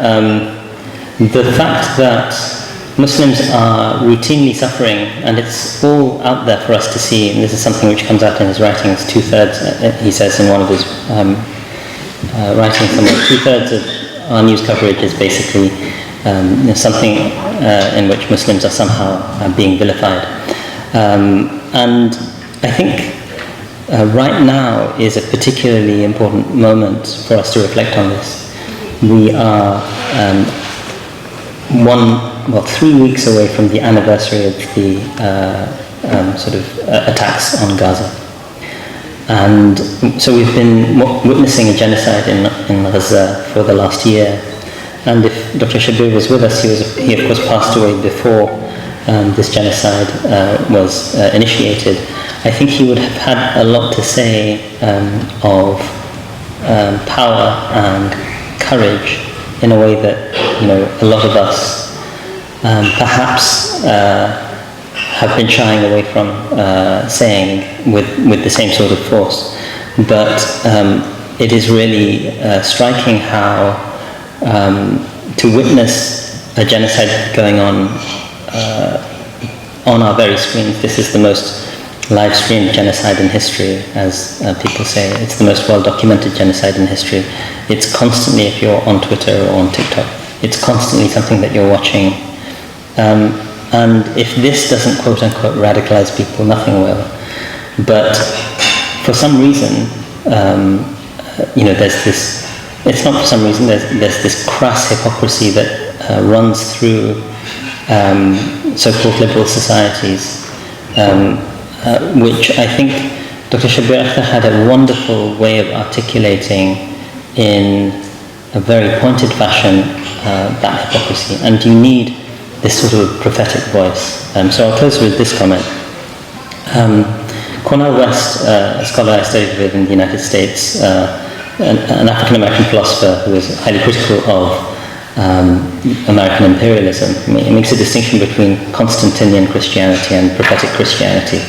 So Constantine was the great sort of Roman emperor who co-opts Christianity and makes Christianity an imperial religion.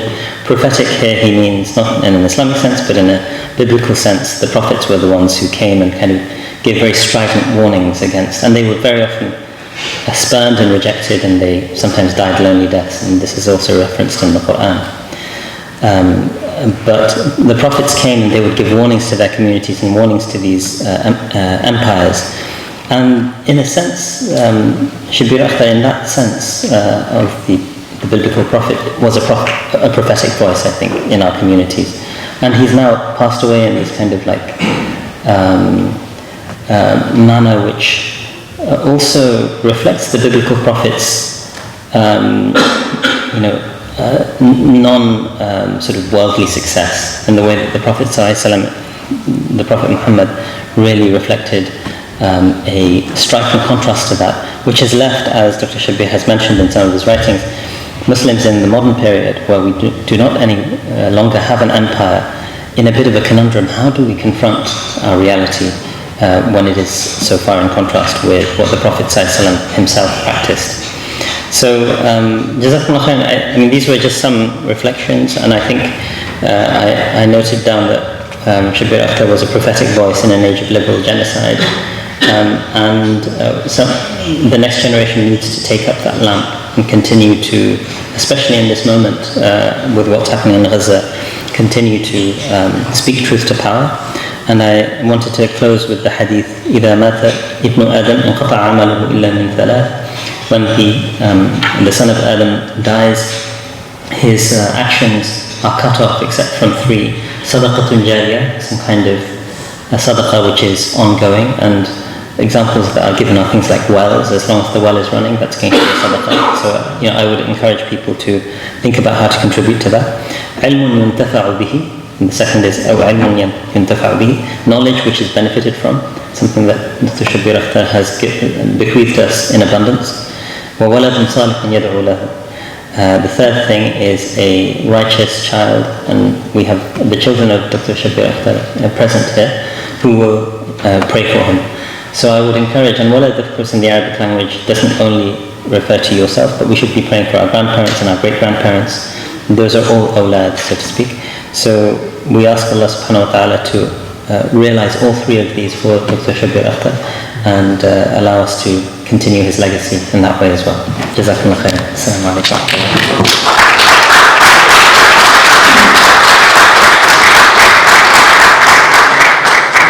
Thank you so much to Mufti Dr. Al-Azmi for his insights and reflections on his interactions and life with Dr. Shabbir Akhtar. Our penultimate contributor this afternoon is Brother Shabbir Ahmed, who is a public speaker, researcher, debater and writer. He focuses on engaging with new atheism and has also travelled extensively across the globe teaching Muslims how to articulate and promote Islam to non-Muslims. Brother Shabbir has a BSc in engineering and a master's in philosophy from Birkbeck College at the University of London. Please welcome Brother Shabbir Ahmed.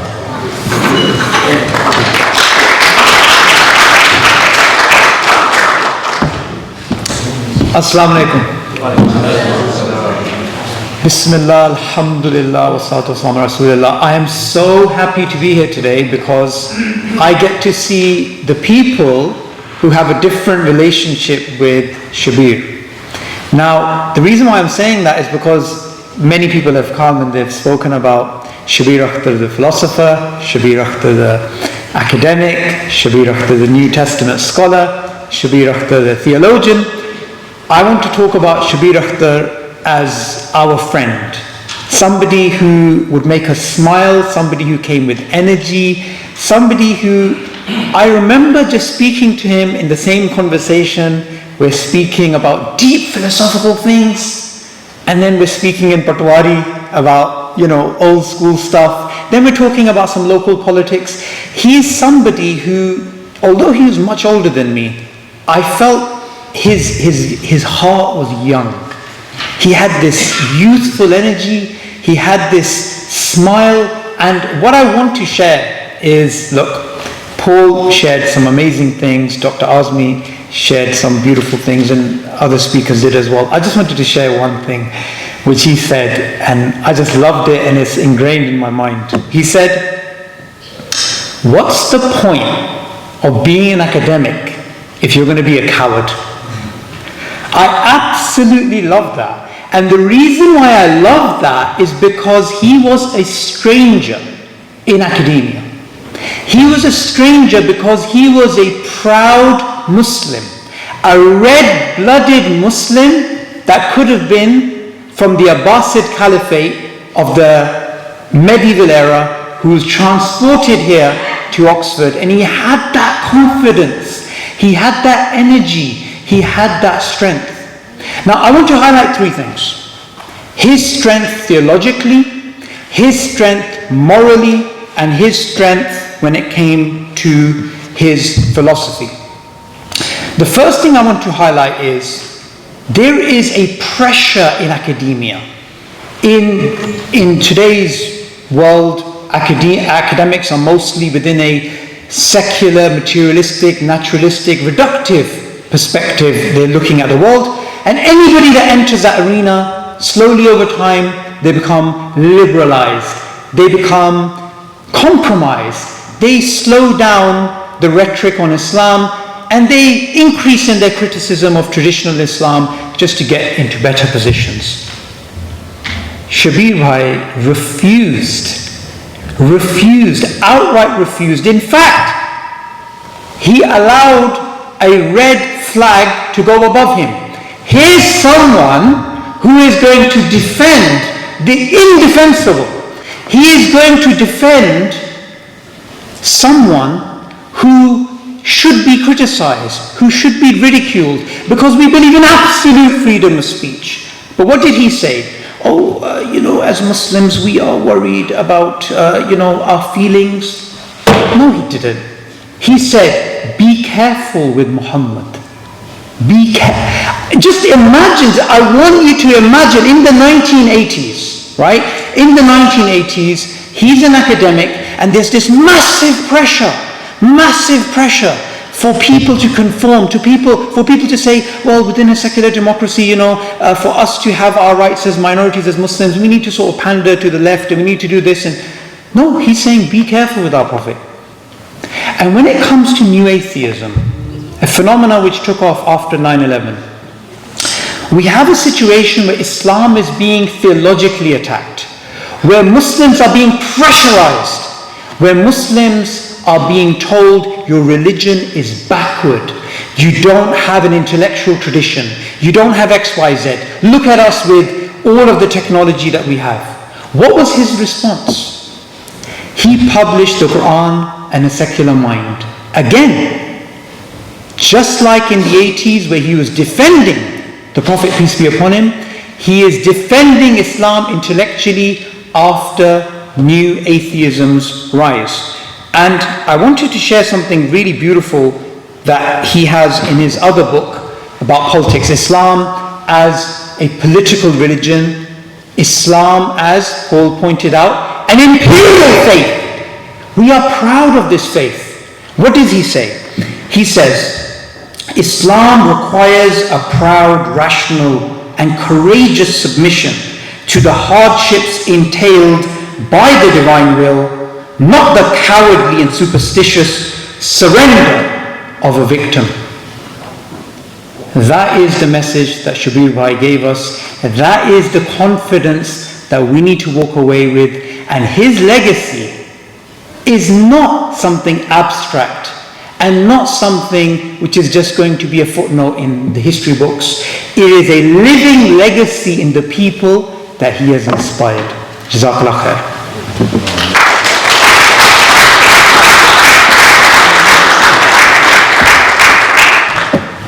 Thank you, Brother Sabura, and I think we can all agree that Brother Sabura gets the Best Dressed Award for rocking that purple suit, mashallah. Absolutely beautiful and very straight to the point, very passionate. I love that, mashallah. Right, I'm very excited to introduce our next contributor, our first sister of the event, mashallah. I'd like to welcome Dr. Fela Lahma, who is a research fellow at the Open University and a senior fellow at the Higher Education Academy. Her academic background includes a Master's in Islamic Studies at Loughborough University and at Markfield, an MA in Educational Research Methods at the University of Nottingham, and a PhD in Education from the University of Nottingham. Dr. Fela's broader research includes intersections between philosophy of education policy making, so long I have to turn the page, policy making in education, educational leadership, Islamic education, migration and identity formation. She has published texts on Islamic educational theory and practice, including higher education. Please welcome Dr. Fela Lahma.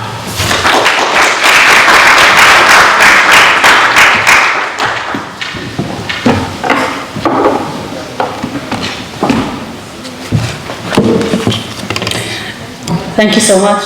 Jazakallah khairan. Good afternoon, everyone, and peace be upon you all. Assalamu alaikum wa rahmatullahi wa barakatuh. It's a pleasure to be with you all, and it's my honor today to be speaking about a great thinker in our British Muslim community and for the Muslims globally. It's my honor. When I was invited, I didn't think twice, and my schedule was so, back to back, but I said I have to make a time for it because I can see Dr. Shabbir next to me speaking to me and say, I can see that, I can feel him, and it will be kind of, it's a moral duty to be here today speaking about Dr. Shabbir, and it's also being human and also being a Muslim in our community, to speak about Dr. Shabbir. When did I know Dr. Shabbir? It was my honor on the 7th of Feb 2018. At Markfield, there was a debate with Dr.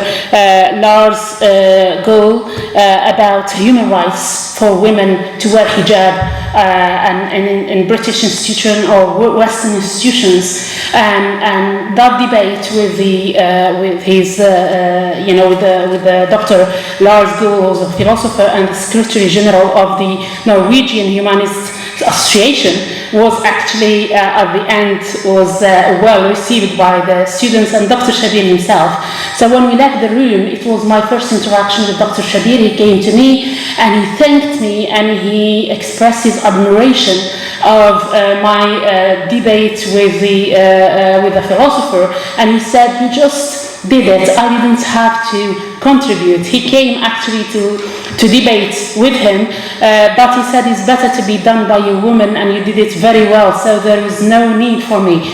And since then, we start really closely our discussions over the phone, over the WhatsApp, and also face-to-face in Markfield.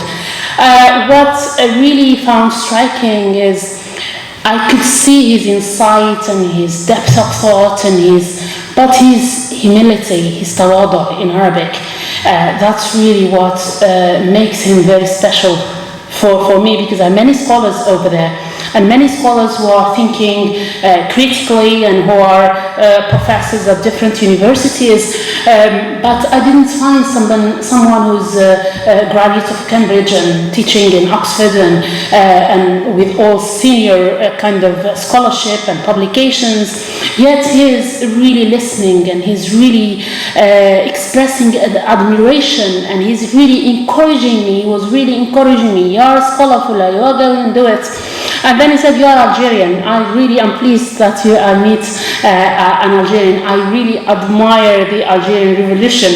And I can see in the man the calm and the humble and the deep thinker, how there also a revolution in there, how also there is a courageous man in there.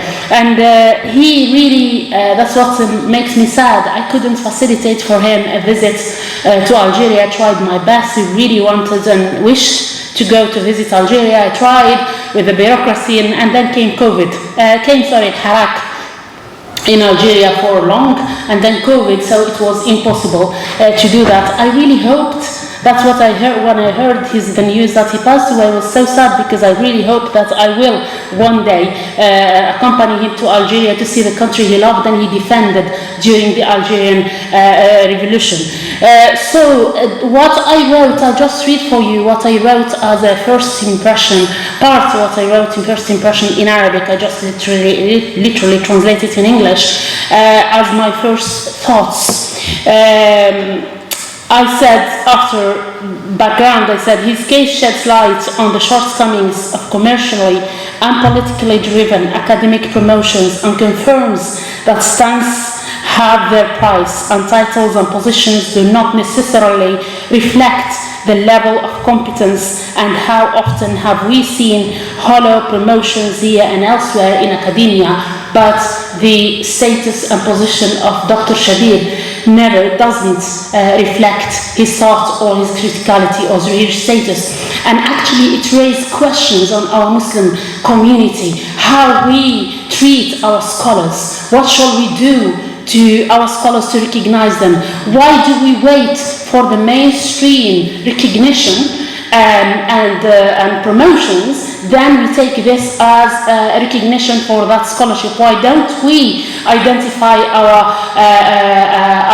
scholars? And when I say we, I mean it. I mean a community in which there is lots of Islamophobia, and there is a lot of critique for those who courageously speak out the words like what you just scholars said about, and there is a prize for that in the mainstream. We are also part of the mainstream. I'm not saying we and us, them and us. I'm saying we as a community, but we are other circles of neighborhood and we of society. So my question here, what do we have as a community, have to do and to reflect as an outcomes out of this case of Dr. Shabbir? I think the community didn't do justice to Dr. Shabbir. And let me be, very clear. Dr. Shabbir in teaching is not someone to give him part-time or to give him 0-hour contract or whatever in that context. Is someone to honor his scholarship, is someone to give him his rights, because Allah subhanahu wa ta'ala taught us in the Quran to seek the hasana of dunya and hasana of akhirah. We don't have to push people to the corner to choose. We need to work to give them what they deserve in this life. رَبَّنَا آتِنَا فِي الدُّنْيَا حَسَنَةً وَفِي الْآخِرَةِ حَسَنَةً وَقِنَا عَذَابَ النَّارِ. In one discussion with Dr. Shabbir, I said to him I admired how many publications, and he was encouraging me to write. And he said, "You are spending too much energy in teaching," and I did. And that didn't give me much time to my writing. He said, "Fulla, you have a lot of insight, you have to write." And when I say this, I'm not saying to convey what he said about me. I'm saying this to see his character and how he mentors those scholars who are young scholars coming. When I say young, not necessarily the age, it's also young in scholarship, your age in that field. So it's how his approach to scholars like Dr. Usama, for example, or Ustad Uwais or others here in the room. That approach is not common. Sometimes you find people who will crush those people in their early careers. But his approach was actually responsible person in his community. These are the people, I identify them, I highlight for them their strengths, and I encourage them to be the source and to flourish in our communities. And I think this is an approach as scholars and as mentors during in our career to really reflect upon. Thinking about Dr. Shabbir, I also raised questions about who is the professional and what are the criteria for professionalism. We are taking it as from the neoliberal frameworks and practices about, that's why there is going, to go into silence, because as a professional, you're not supposed to post this. As a professional, you're not supposed to speak into this. You have your niche, you have your promotions, you have your publications, and this is what you have to do. But actually, he's dealing from another framework, the moral framework, the Islamic responsible framework that he defended, and he lived it, and he paid the price for such ideas that he lived for. And I really liked in his book, The Quran and the Secular Mind, which I really enjoyed reading, when he said, Muslims shout loudly, protest frequently, and demonstrates vociferously all proofs of impotence. Powerful people never demonstrate on the streets. Gravity in the jail and the ghettos does not influence government policy. Some foolish Muslims rhetorically threaten the West with violence, chanting death to America, only to be then confronted by all too real Western violence. Westerners have a virtual monopoly on power, not on prejudice. So I'm just thinking here that is critique of the Muslim approach to their own, or the calmness, and this is where it comes his argument of actually engaging with secularism and engaging with fairness, engaging to recognize what is true, and engaging to recognize also is not to isolate yourself, is to be in the world, is to engage with those ideas, is to recognize the truth in those ideas, even if that truth hurts. But you have to hold it, because that's the part of you being in the world and not to be in the margins of the world. So these are kind of some of my reflections on Dr. Shabbir's, my interaction with Dr. Shabbir. I really hope from that there is a lot to say from his book and what to reflect on his book, especially the idea that there is a little that is especially, specifically Judaic or Christian, about the objections raised by Jewish and Christian students of Islam about the contents of the Quran. The most profound objections about Islamic beliefs raised by modern Jews and Christians are in effect secular, humanist objections to Islamic doctrine and policy. And I think this is a strong statement that really makes us think our relationship with the interfaith. I'm not in the interfaith, I'm in education, but I could see how his thought directly relevant to thinking about education, the goals of Islamic education, the content of Islamic education. We are talking about engaging with the other. In what way to engage with the other? Thinking about critical thinking, but also he's proposing critique to critical thinking. So critical thinking is not the humanist approach to critical thinking, is critical thinking with authenticity and not with internalizing colonial mindsets. And so these are really some of my thoughts. I hope what we take from here as scholars in academia generally is to think how far academia remains a free speech. When I say this, not because you just say it. If there is a punishment for it, and if there are obstacles because of your word, and there is punishment that you find all doors closed, the funding of research, you find yourself in a corner, you find yourself because you speak out, then it's not free speech. We have to be clear. And also for Muslim communities, how far we recognize and how far we look after our scholars in our communities as institutions and as community. What should we do as our responsibility as a community and as individuals in power, especially this message to people who are in power in different institutions? Does that institution have any strategy to recognize scholars who are humble, who are not really imposing that authority and power, and how best we make the most of their scholarship with justice as well, and not to drown them in bureaucratic thing that is actually I lose their time and energy instead of investing in their scholarship. I invest in and spend them waste their time in the bureaucracy. When I'm saying that, because I led the 2 programs of Islamic education and the Islamic studies at the Marfield Institute, and Dr. Shabbir was part of teaching in modules in those programs, and I could see how much bureaucracy would waste his time and instead of scholarship. I stop there. Thank you so much, and rahimahullah, and may Allah subhanahu wa ta'ala gather us all together in the highest levels of paradise and grant us to see his face. Thank you so much.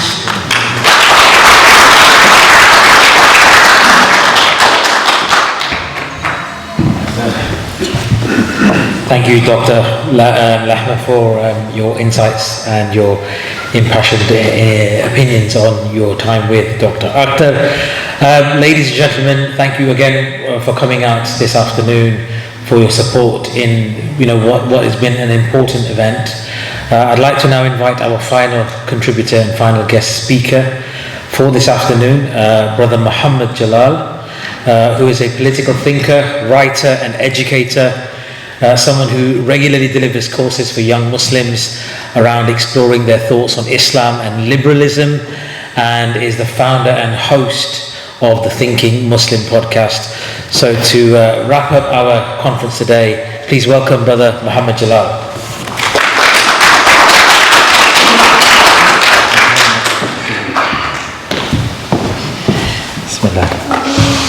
بسم الله الرحمن الرحيم الحمد لله رب العالمين الصلاة والسلام على سيدنا محمد وعلى آله وصحبه أجمعين. Assalamu alaikum wa rahmatullah. I really feel honored to be here today and grateful to discuss the life and works of our brother Dr. Shabbir Akhtar.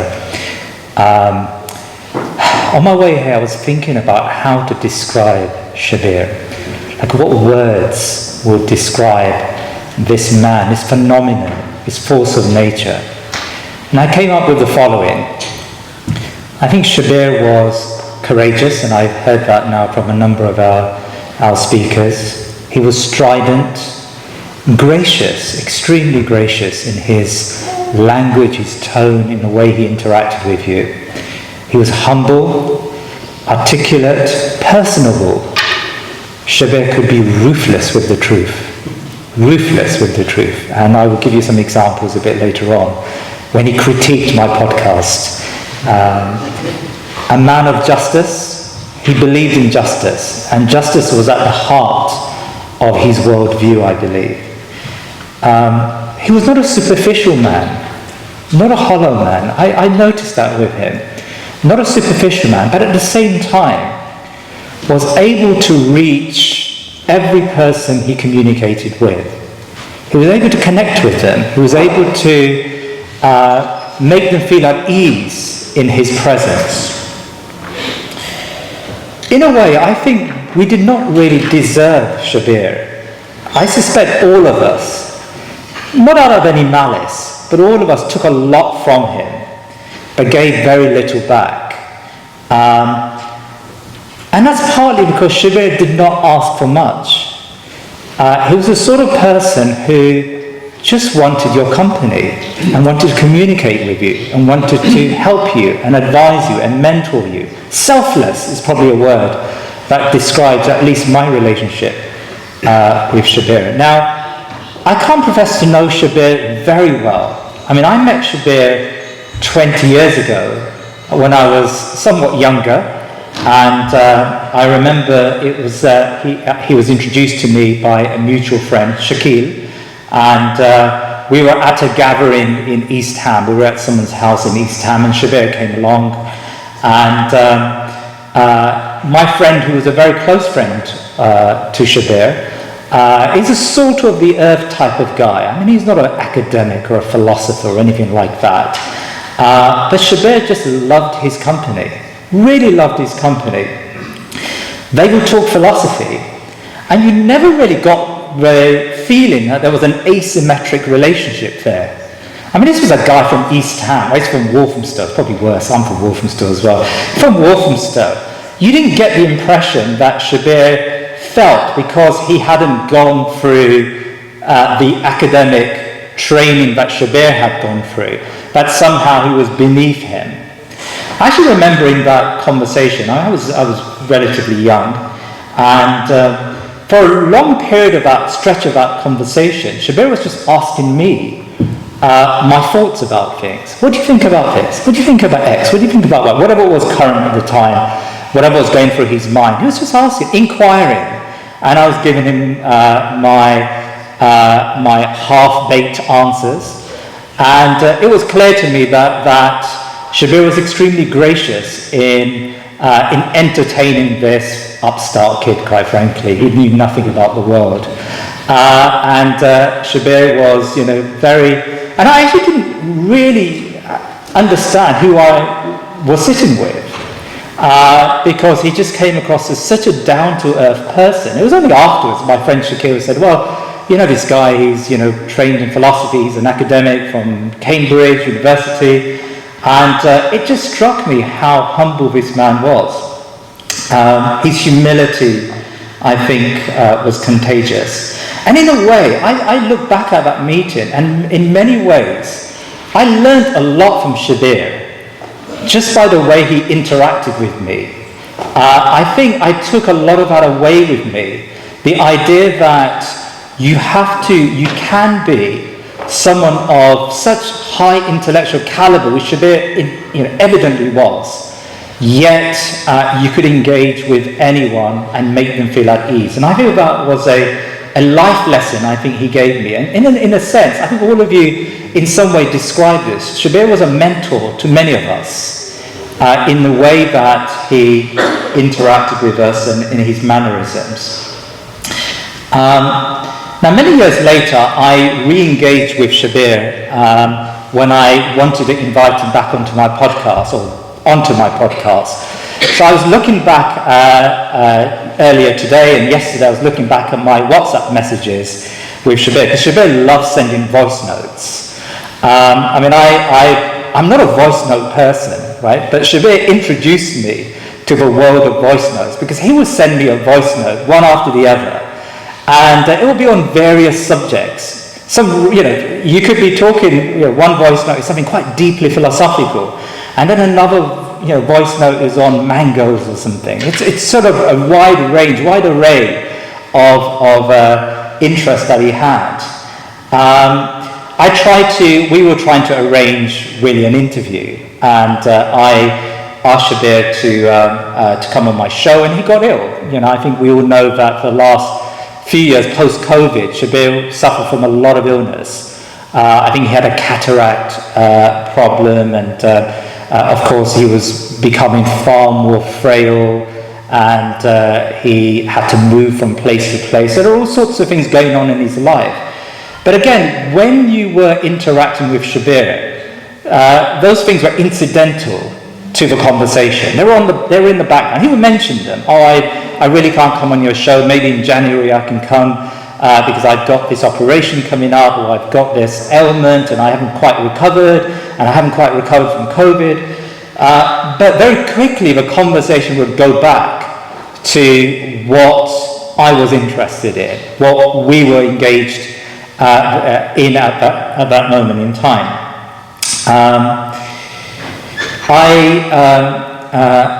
I also was quite struck by just how many programs of the Thinking Muslim he would listen to in a single stretch. I mean, even I don't do that. So he would watch maybe 2 or 3 programs together, and then come back with some deep criticism or praise about the program. And he was very, never hurtful, by the way. Whenever he sent even a criticism, like he was very kind to me. He said, Jalal, I must say, you need to improve as a host. I find that you don't interject enough, and you allow them to talk for great amounts of time. I hope when I finally come on your program, and he unfortunately was not able to, but when I finally come on your program, you're going to interject a bit and challenge me a little, because you're not challenging enough. All right? I took that on the nose, and I accepted his advice, because it was given in such a kind, constructive way. You didn't feel pain. There was no bruising after his advice. You didn't feel like here was an elderly gentleman who was scolding you for your lack of ability, but you just felt like here was someone who loved you, who actually really loved you, who wanted the best for you, and he was ready to be generous with his advice. Now, as I said to you, I can't profess to know him so well. I mean, I think most of my interactions with him were over WhatsApp. And I got to know him over a year and a half. And there are just hundreds of these, or maybe I'm exaggerating, there's plenty of these WhatsApp messages and voice notes that we left for one another. And as I said, I listened back to some of those messages. I think I caught him at a particularly reflective time in his life. I suspect he's always been very reflective.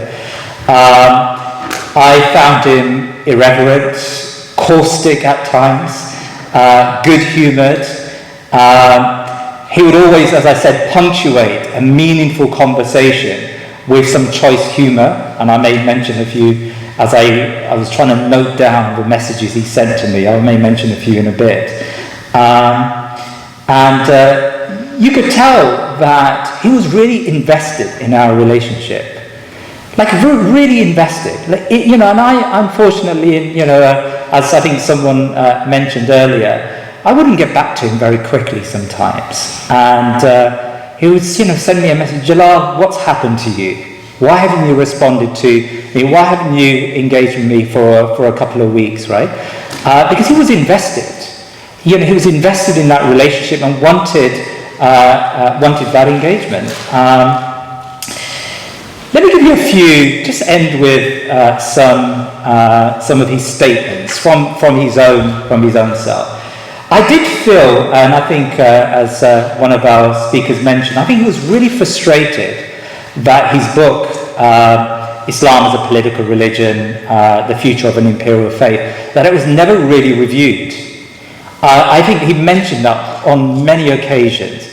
In fact, the subject of our interview would have been on that book, because it's a fantastic book and really packed with some amazing content, really intelligent, perceptive content.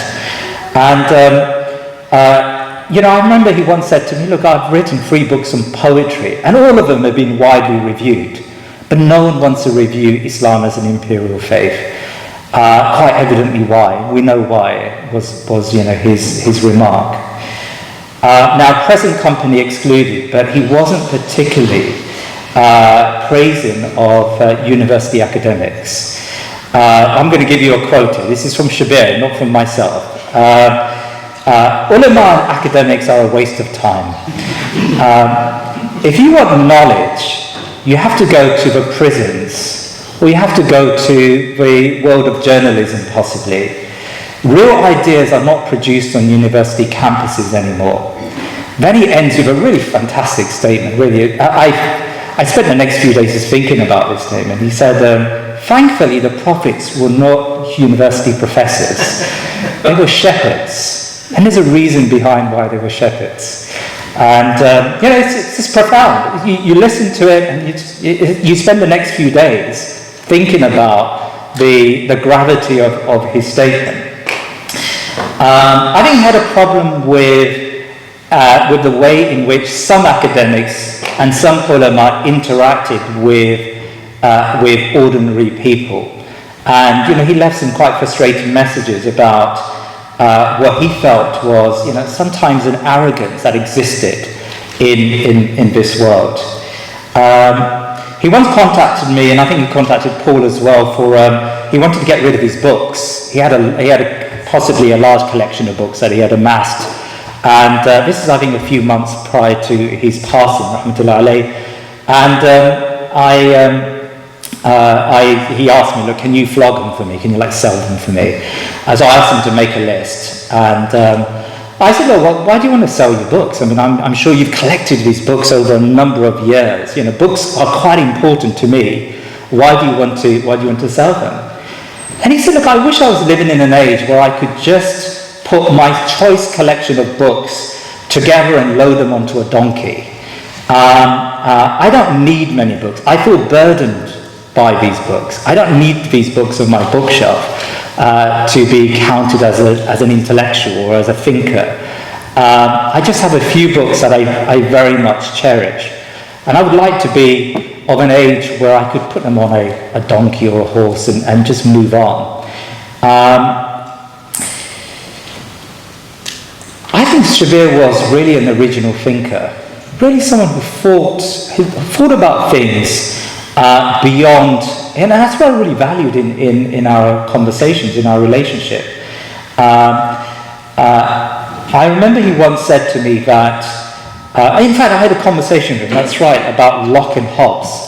So I was asking him a lot. I think I had to deliver a lecture or something, and I asked him, I sent him a series of questions and asked him about Locke and Hobbes.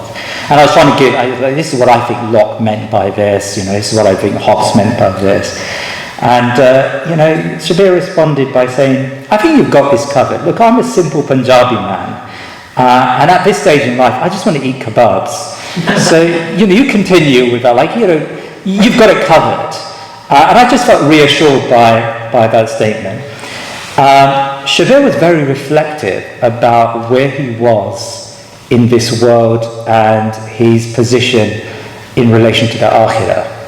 And I found that a lot in my conversations. SubhanAllah, who knew that he was going to pass away so soon? One last statement I want to leave you with. I think it's really profound now when you think about where we are today and commemorating his life. We were talking about what it means to be a Muslim and what it means to be a believer. I think that was the conversation. And he said to me, Jalal, I'm not a pious Muslim. I think he said this partly as a joke. I don't have a long beard. But I would like to think that when I enter Jannah, inshallah, that the Prophet ﷺ will congratulate me for defending his honor. And I think that summarizes I think his achievement, who he was. Someone who retained the basic elements of belief, the gravity of belief. He believed, he was a believer. And he had confidence, inshallah, that what he had done and how he had served this deen and how he had served Islam and how he had served the Muslim community would inshallah place him in good stead and in the balance of scales, in the balance of good deeds and bad deeds, even if he didn't amass, and Allah knows, even if he didn't amass the great deeds that some may have amassed by the time they pass away. The service he gave to Islam is immeasurable. You just can't measure how much he has provided, he gave to this ummah. I think he was a very underrated scholar. I suspect many of you have said that today. Underrated, not valued. And I wish and hope that now that he has passed away, may Allah subhanahu wa ta'ala give him mercy and enter him into Jannah and allow us to meet him once again in Jannah and have lengthy conversations, not over WhatsApp, but lengthy conversations face to face with him about philosophy and life. I believe that he really was a true mujahid, someone who gave his full service to Islam, and may Allah subhanahu wa ta'ala remember him, may we remember him as such, and may Allah subhanahu wa ta'ala embrace his soul and allow us to meet him once again inshallah ta'ala in Jannah. Jazakallah.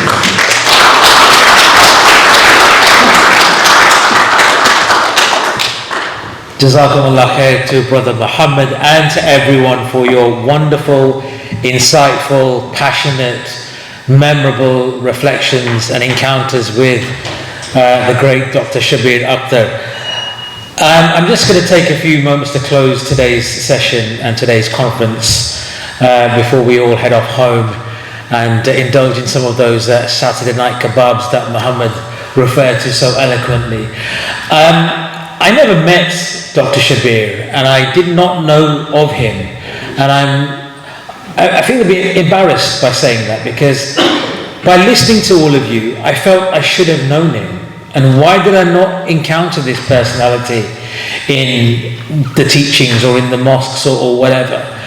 And driving down here, Awaisim and myself, we were having a conversation about, if we look at history, the greats of this world and the greats of these centuries, when they were alive, they were often ridiculed or discarded or disrespected. The likes of Shakespeare, Vincent van Gogh, and even the great Imam al-Bukhari, during their lifetime, they were never given the respect they truly deserve. And it was in their death that their status was elevated, that they were really regarded as being geniuses, as we heard from Brother Paul and everybody else, and innovators, trailblazers, call it what you want. But I really hope that as the years go by, his stock rises within the Islamic circles, not just the ulama, but the educators, the researchers, and the teachers. And he becomes a reference to Islam in the way he defended Islam. And I think that's really important. And listening to you, he was a person, I'm assuming, and you may correct me if I'm wrong, but he was someone who brought colour into your life, he brought light into your hearts, and he illuminated whichever space he was in at that time and whoever he was with. And that often reminds me of that Maya Angelou quote, where she says, it doesn't matter what people say to you or how they treat you. Ultimately, people will only remember how they made you feel. And I think that's something quite apt for Dr. Akhtar. It's definitely a consensus amongst you that he made you feel special, he made you feel as if you were the only person in the room, and that he gave you his full undivided attention, however caustic that might have been, or ruthless in his perceptions and observations. But I'd just like to close by thanking you all. I hope we can meet again to celebrate his life and works, but hopefully with more people in the room and more reverence attached to his work and his legacy. I would like to offer my condolences to his family and his friends and his loved ones, and I pray that the Almighty gives you patience and strength to cope, but also allows you to spread his work even further so it touches more and more people, whether they are Muslim or not, because I think his work and what he's done and his contribution should be studied by all, not just our community. And I think there is so much we can take and learn from, and hopefully now that that trail has been blazed, it's up to us to walk that path and make it a well-worn path in the future. So on that, my apologies once again for referring to him as Dr. Ahmed. That was so wrong of me, so please once again forgive me. But I'd like to wish you a safe journey home. I'd like to wish you love and happiness and light and success in your many endeavours. I feel somewhat inferior when I'm in the company of such esteemed scholars and academics. I mean, who've got as many letters after their name that I have in my actual surname. And I have 10 letters in my surname. So that's quite a feat. But be good to yourselves and be good to each other. وآخر دعوانا أن الحمد لله رب العالمين. Assalamu alaikum wa rahmatullahi wa barakatuh. God bless.